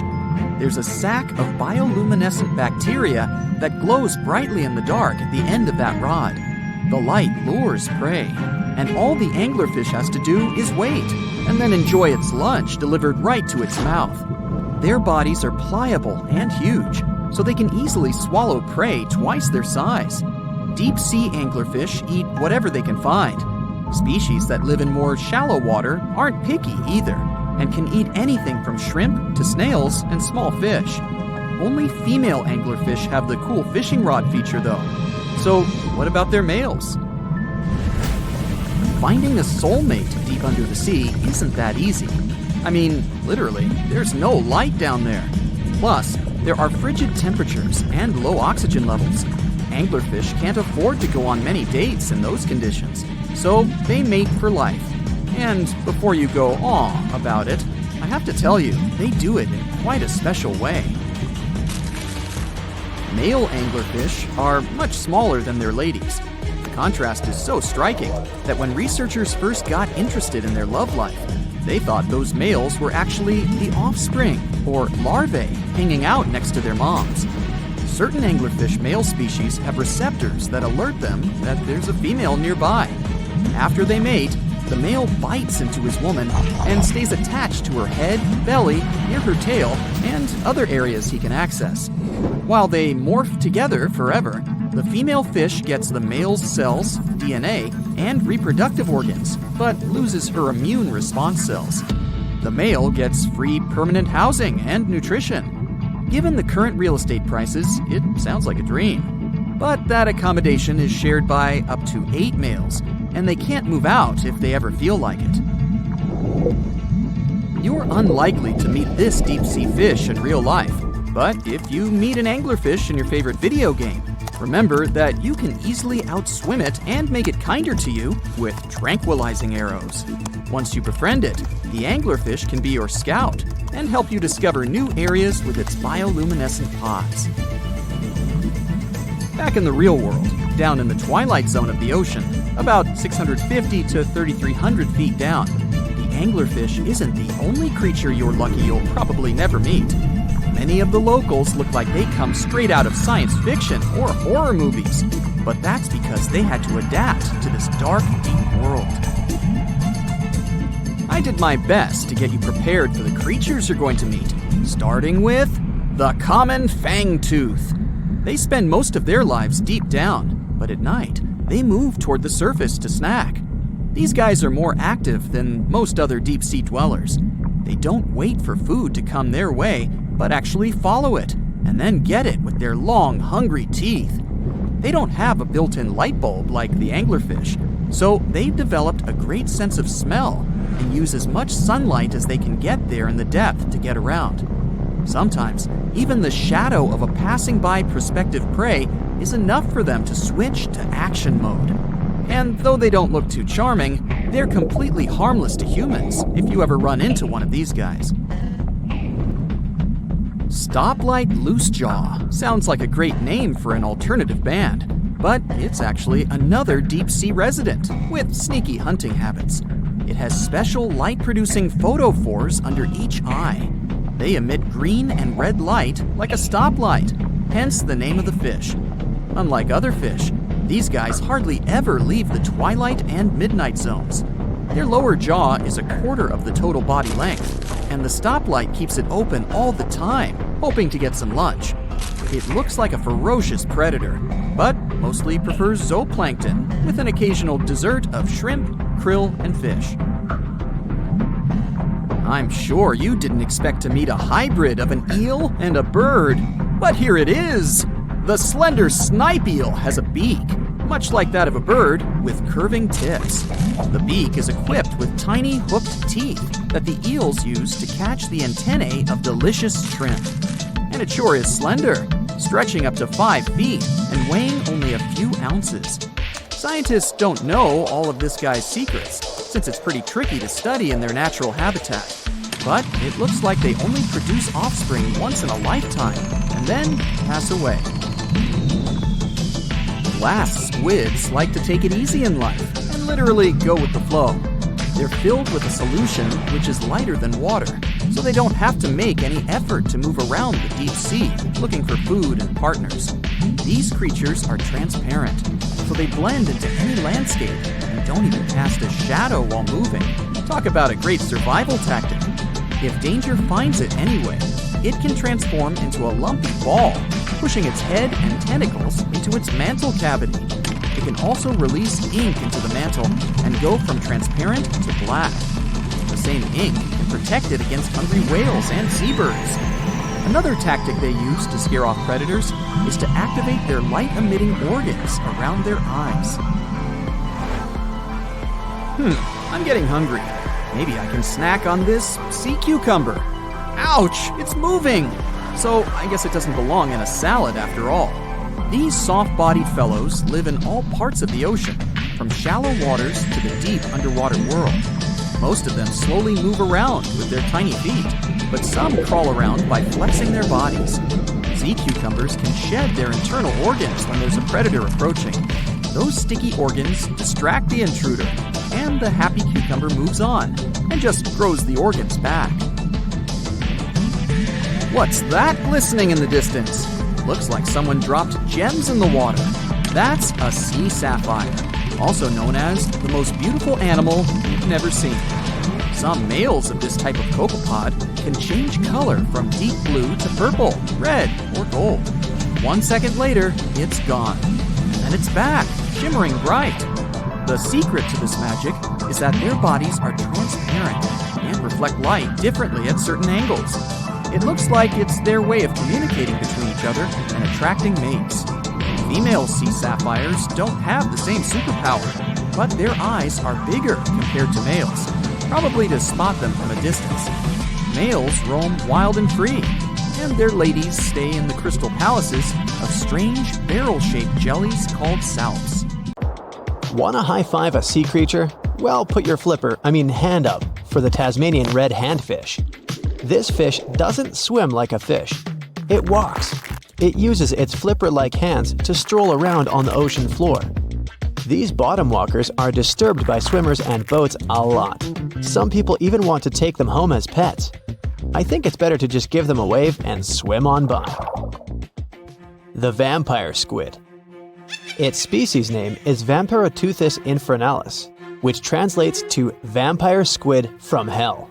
Oh yes, this vampire squid means to terrify everyone with its name, its dark red color, its spikes at the bottom, and the scary fact that it can basically turn itself inside out.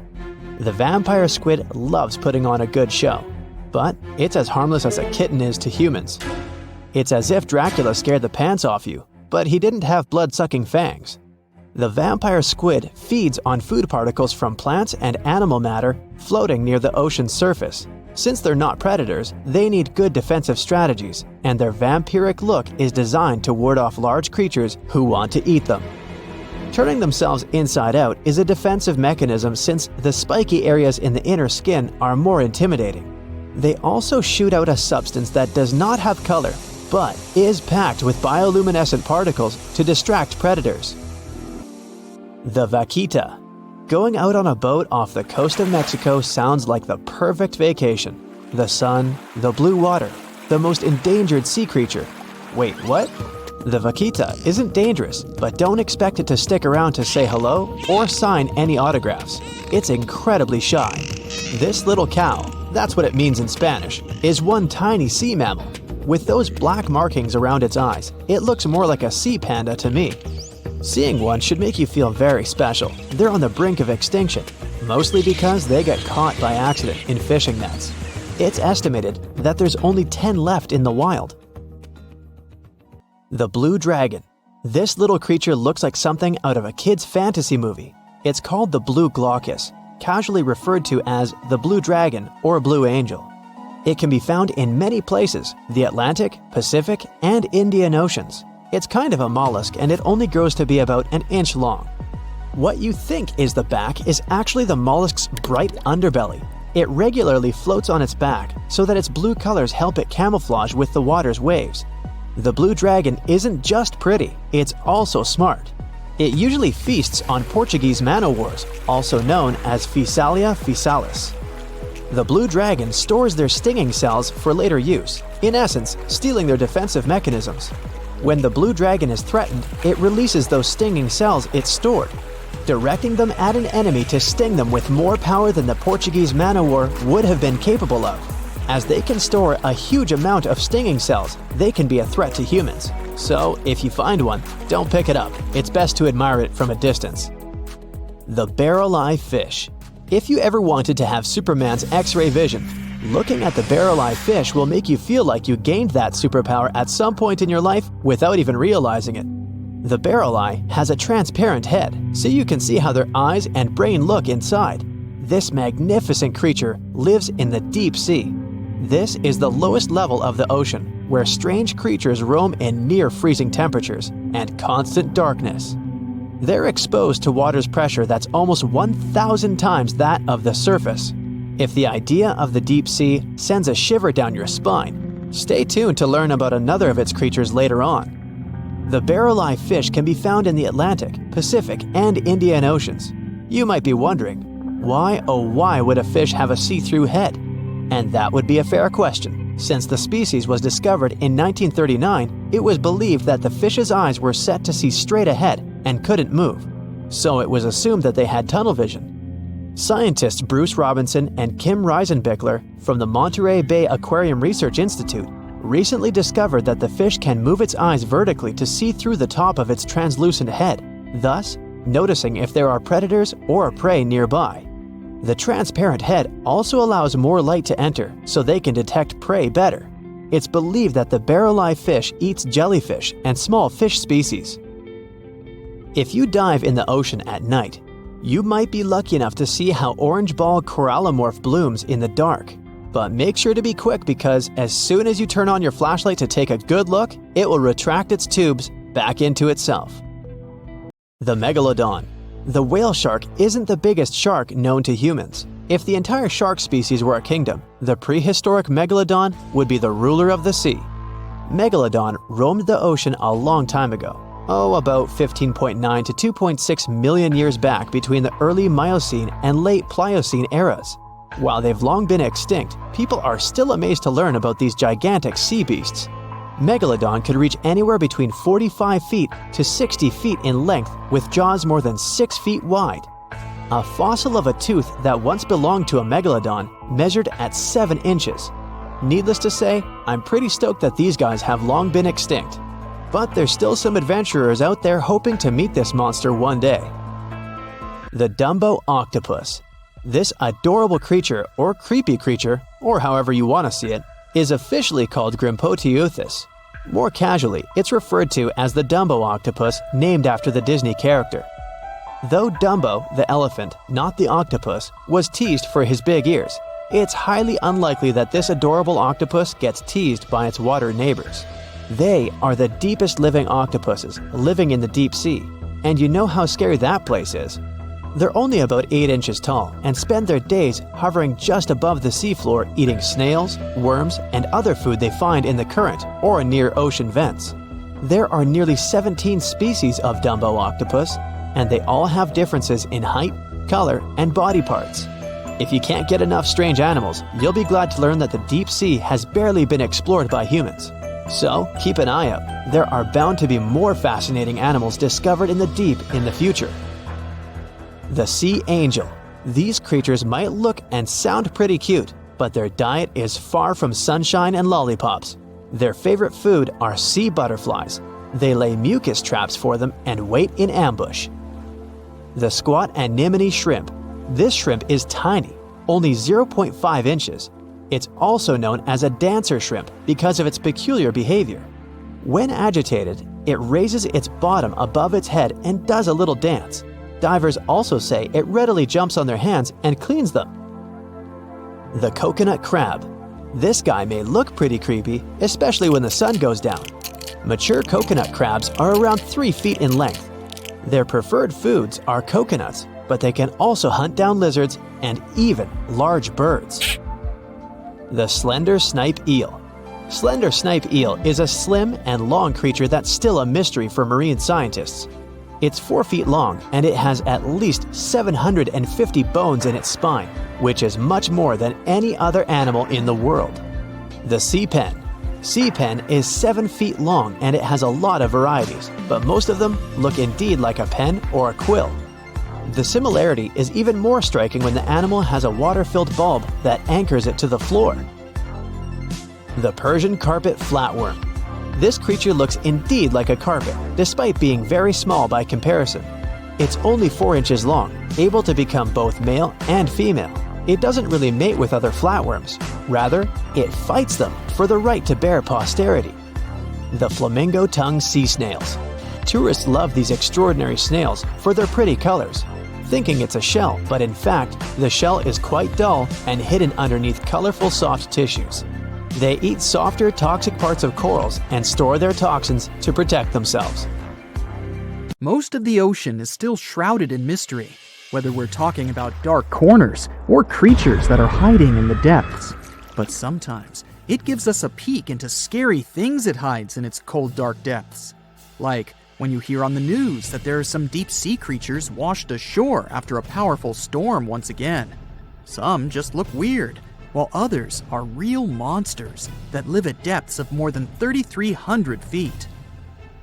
The coldest and deepest parts of the ocean have created one specific phenomenon called gigantism. So, sea spiders, squids, worms, and many other animals, mostly invertebrates, or creatures without backbones, they're all way bigger and scarier than the versions we see in the more shallow areas. In the Pacific depths, you can see a sea sponge as large as a minivan. Or what about the colossal squid that lives in sub-Antarctic waters and is nearly 14 times longer than the arrow squid, a type that mostly lives in New Zealand? Researchers found many of these underwater monsters in the abyssal zone of the ocean.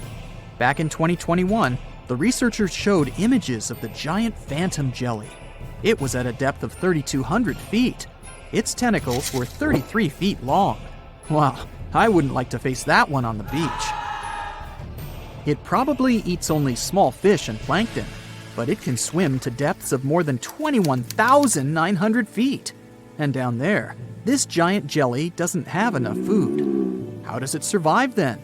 Scientists haven't figured it out yet. And there are even more questions related to the giant squid, the biggest one ever found. This monster is 43 feet long, with a weight of nearly a ton. Imagine if those tentacles would grab your car, or something like that. They would smash it like it was a toy. There's no light in the abyssal zone. Sun rays just can't penetrate that deep. So there's no algae or underwater plants there. Local animals mostly eat snow. Marine snow is not like the regular one you build a snowman with. It consists of any small flakes or remains that fall from the surface of the ocean. Maybe even some leftovers that animals up there couldn't eat. So it's not much. But apparently, it's enough for very large creatures that hide deep down there, like giant squids.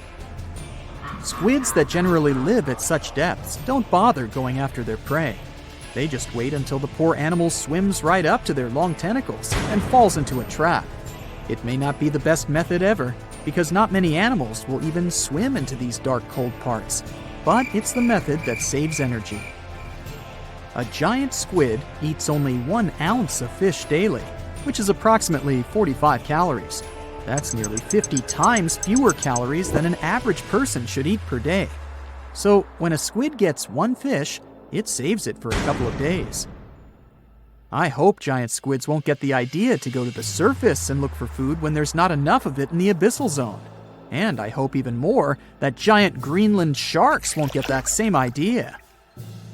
You can find them at depths of up to 7,200 feet. They're twice as slow as we usually walk. They swim at a speed of 1.12 feet per second. Their slowness is part of the energy-saving mechanism that creatures down there need to survive. But they can speed up in the form of short bursts when they need to catch prey. but they kinda changed their diet from predator to scavenger, considering their environment. There will be more leftovers falling from the surface than animals to go after. Greenland sharks grow just 0.4 inches per year, and they're mostly 20 feet long, which means they live for a very long time, sometimes up to 400 years. They also have a slow metabolism, and that's one of the main factors for their long life, too. Greenland sharks like to spend their time in cold waters. They're adapted to that, since their tissues have specific chemical compounds that prevent the forming of ice crystals all over their body. That means they have some sort of natural antifreeze. So, what makes them so big? Scientists are still not sure, but some theories try to explain it. There's this thing called Kleiber's rule that says bigger animals tend to be more efficient. Just take a small fish and compare it to a whale with a mass hundreds of times bigger. The whale has a greater metabolism. It conserves energy more efficiently and loses less of it to the surroundings through heat. Moving on, bigger animals can ingest bigger prey. They're more likely to go through tough issues in their environment or defend themselves from predators going after them. Also, the body gets bigger when temperatures are lower. The Greenland shark is a perfect example. So are giant sea spiders. Sea spiders are generally common, and you find some very small ones at 0.04 inches. But in deeper parts of the Antarctic, they become 3-foot-long giants. They grow so big because the cold water has more oxygen. That way, more of it diffuses into the animal's body, and that allows it to grow bigger. Yeah, both as a creature and a nightmare. And how about this giant tube worm? Researchers found it accidentally while they were exploring the mysteries of the Pacific Ocean floor. They stumbled upon unusual hydrothermal vents. Volcanic heat is a thing that gets them going. As water seeps down through faults or cracks in the rock, these vents change their direction. When the water gets out of the vent, it's rich in different minerals and chemicals. Most animals wouldn't survive being around this toxic soup of chemicals, but not these tube worms. They came as a true surprise, because not only are they not bothered by these toxic vents and the almost boiling temperature of the water, but they developed entire ecosystems there. They're unique because they don't need sunlight to survive. Instead, small bacteria are their main source of energy. That bacteria gets their energy directly from these toxic chemicals. So it's not photosynthesis, but a process called chemosynthesis. And these tube worms don't have mouths. These bacteria live inside them. Strange story, huh? Plus, these scary worms reach up to 8 feet. Giant isopods are no better either. They lurk at the depths of the ocean of 1,640 feet or more below, far away from the sunlight, looking like some monstrous wood lice. They spend most of their time on the seabed, hoping to find some food falling from higher levels of the ocean. Check out their small hooked claws at the ends of their legs. Isopods use them to remain more stable while moving around the ocean floor. Since there's no light, they have long antennae that help them feel their way around. These sensory antennas are about half the length of their body. Giant isopods have pretty big eyes compared to their body size, too. They can grow over 12 inches from head to tail. And these fellas are really patient. Remember how we said animals down there rarely get food? Sometimes they need to wait for years to get a proper meal. That's why their metabolism is amazingly slow. 5 years later. They can go for 5 years without eating anything. Imagine that. I get hungry just talking about this. In 2006, a biologist did research to compare the differences between the shallows and the deep sea regions. He realized the deep sea mirrors the island rule. First, isolated parts of land develop biodiversity you won't find anywhere else. Second, small-bodied life there grows much bigger when it's isolated, compared to life on large land masses. Resources are limited, but also competition and predators. And we don't know much about these deep-sea creatures. It's too expensive and too complicated to carry out such research, So we'll just wait for more raging storms to show us at least part of the monstrous world cold ocean depths hide. It looks like a prehistoric creature that came from the time of dinosaurs. This scary beast is called the basking shark. It can grow up to 39 feet. People have only reported 3 of them in the past 160 years. The last sighting was in 2015, and before that, about 80 years ago. These sharks sometimes rise to the surface to filter out small animals, such as shrimps and other small crustaceans, when they want to have a nice, tasty seafood dinner. But when there isn't enough grub at the surface, they go down to the depths of almost 3,300 feet, where they tend to stay for months, which is something researchers discovered using satellite tags. Tag, you're it! Now, basking sharks like to spend their time in more temperate waters, but they can migrate long distances. They live across the globe, but in warm tropical or subtropical areas, they won't go near the surface because they're not fans of high temperatures. The lion's mane jellyfish is not that rare, but it's fascinating how large it is. It's the biggest among jellyfish species and the longest animal. Its total length can reach 120 feet. That's approximately 23 feet more than the longest blue whale scientists know about. The jellyfish has around 70 to 150 tentacles, and they all contain huge amounts of neurotoxins that can seriously harm you if you come in contact with the animal. But people don't usually come across this type of jellyfish because it rarely lives near the coast, preferring the open ocean. Generally, you can find the lion's mane jellyfish no deeper than 65 feet below the surface, where it dines on small fishes, zooplankton, and some other types of jellyfish. It uses its tentacles to catch its value meal. Hey, you want fries with that? The giant phantom jelly comes out of the darkness and depths of the ocean's midnight zone. Its sun hat-shaped bell reaches over 3 feet across. This bell trails 4 ribbon-like mouth arms that can be up to 33 feet long. This quite rare creature uses its mouth arms to catch unfortunate animals swimming around and not knowing what's coming for them. Giant phantom jelly propels itself through the water with periodic pulses coming from its orange head. It glows faintly and mysteriously in the pitch-black depths. It lives across the globe in all the oceans except for the Arctic. I'm guessing it's too cold. Because of its odd shape, people often call the oarfish the dragonfish or sea serpent. It's about 26 feet long, which makes it the longest bony fish we know about, and lives at depths of 3,300 feet. Oarfish spend most of their time in the deep, dark parts of the open ocean in tropical and subtropical areas. They almost never come to the surface, unless, invited. It's a ribbon-shaped and shiny silver creature with a long red dorsal fin and red oar-like pelvic fins. Its body has no scales and is very thin. The fish can grow to a length of about 30 feet and weigh 660 pounds. Oarfish have really big eyes that help them see better in their dark, scary surroundings. The frilled shark is definitely one of the gnarliest-looking marine animals out there. If you saw it somewhere, you'd probably think you went back to the age of dinosaurs. Yup, the frilled shark is a prehistoric creature because its roots go back 80 million years. This living fossil can grow to be 7 feet long. It got its name from its frilly gills. Even though frilled sharks have the shark part in their name, they swim similar to an eel in a distinctly serpentine way. Its mouth is terrifying. Similar to the maw of the great white shark, it has 300 trident-shaped teeth lined in 25 rows. Hey, come a little closer, huh?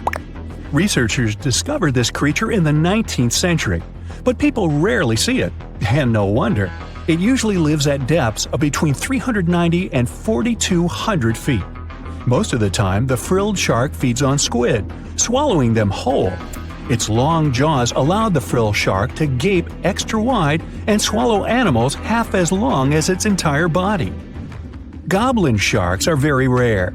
Researchers have spotted fewer than 50 of them in more than 120 years.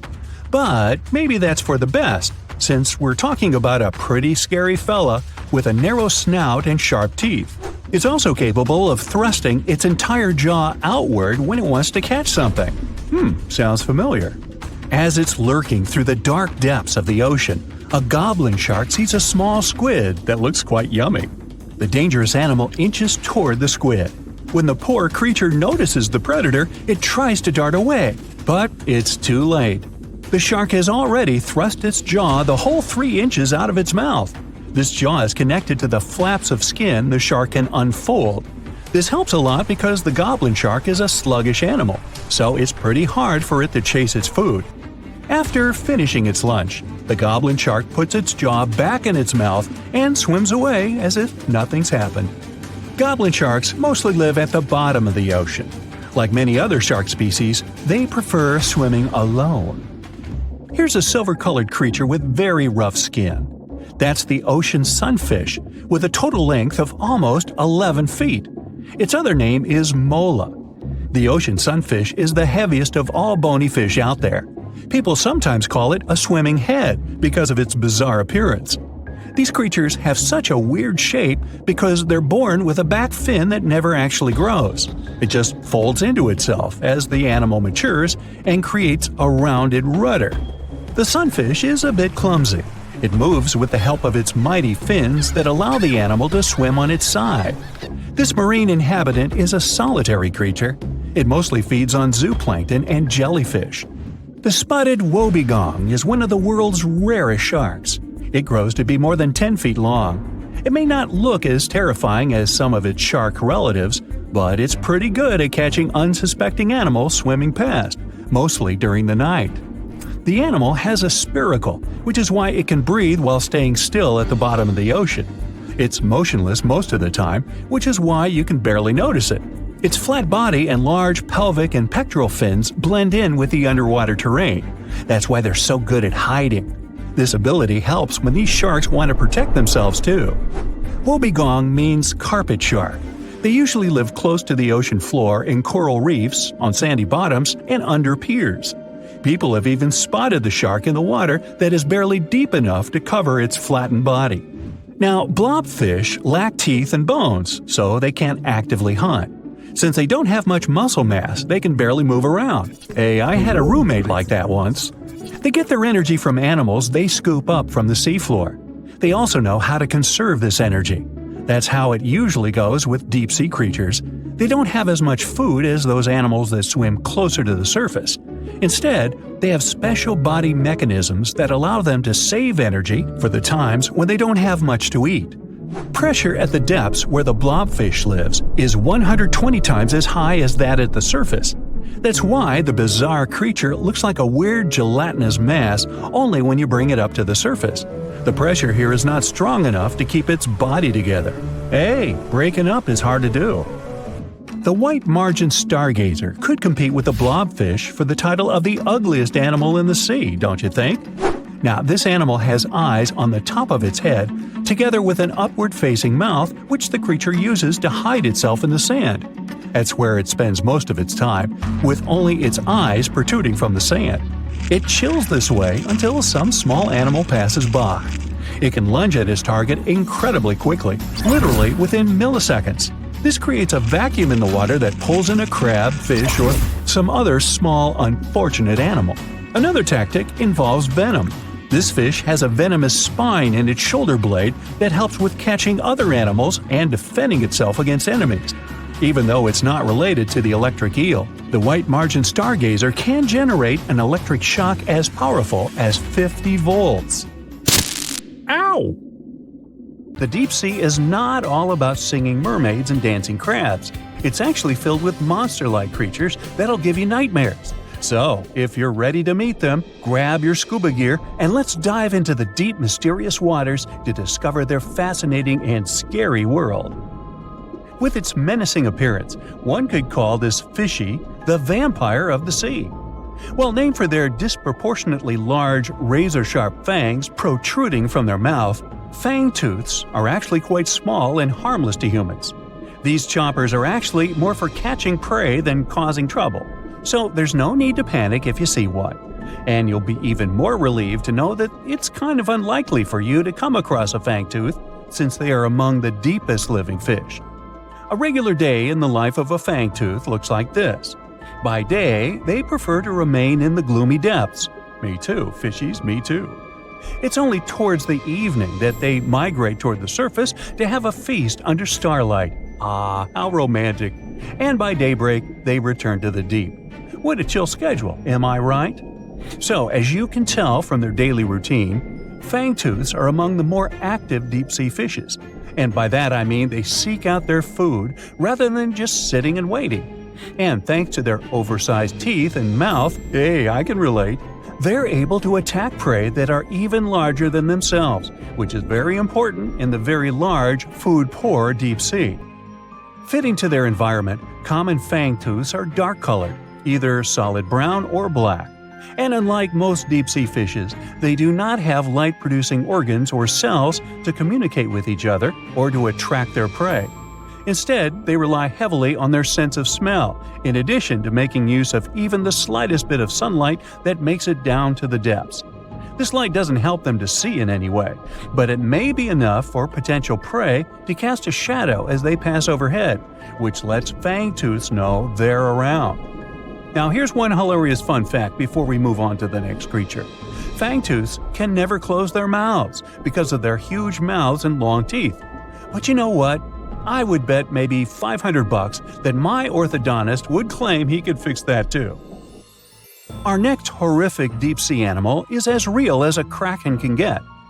Giant squid, which actually did inspire the legends of the kraken, live up to their name.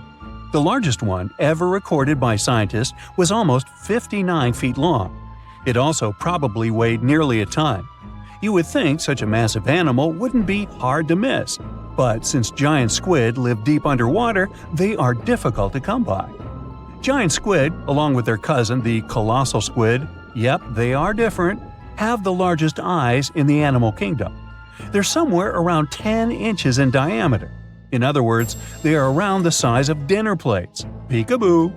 Having such large eyes allows them to detect objects in the lightless depths of the ocean, where most other animals would see nothing. Nada, zippo. Giant squids have 8 arms and 2 long feeding tentacles that help them seize their prey. These tentacles are tipped with hundreds of powerful sharp teeth and are often double the length of their body. This helps them to snatch prey up to 33 feet away. Hey there, come a little closer. Most of what we know about giant squids come from those that floated to the surface and were found by fishermen. After years of research, it was only in 2012 that a group of scientists were able to successfully film a giant squid in its natural habitat for the first time. Yet again, the giant squid continues to remain largely a mystery due to their inhospitable deep-sea habitat. And maybe they're shy. Speaking of squids, this species is basically the space creature of the ocean. So, it's only been about 20 years since the big fin squid family was officially described by scientists, and there are still plenty of facts about them that are yet to be discovered. However, the big fin squid sightings as deep as 20,000 feet below the surface suggest that they can live deeper than any other known squid. You know what? Let's scratch the word space creature and call them the disco dancers of the deep sea to make things less scary. Because of their long, slender arms, adorned with extravagant rib-like fins, kind of make them look like they're ready to hit the dance floor. Anyway, these boogie arms and tentacles are estimated to max out at just under 30 feet. Aside from the estimations, though, the largest known big fin squid was actually 21 feet long, with 20 feet of that being its arms and tentacles. How exactly a big fin squid uses them is still unknown, but scientists think they like to use them to trap prey that bump into them as they hang down in the water below their body or drag along the seafloor. There are only around a dozen confirmed big fin squid sightings worldwide, so you can just relax, because the chances of you getting hugged by a big fin squid are close to impossible. But I can't guarantee anything regarding your nightmares. Now, these are not one of your regular Jaws sharks. Let's start with the most strange fact about a frilled shark. It's considered a living fossil because of its primitive anatomic traits.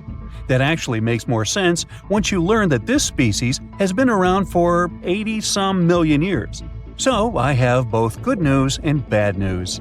Frilled sharks live in the open ocean and spend much of their time in deep, dark waters far below the surface.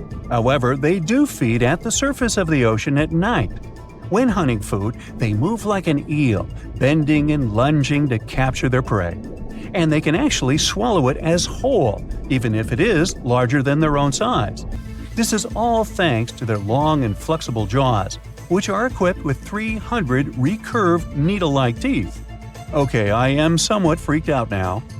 Unlike the rest of the deep-sea creatures I've talked about, frilled sharks might sometimes accidentally get caught in nets. So if fishing is your thing, beware. This telescope won't help you see the stars and the planets.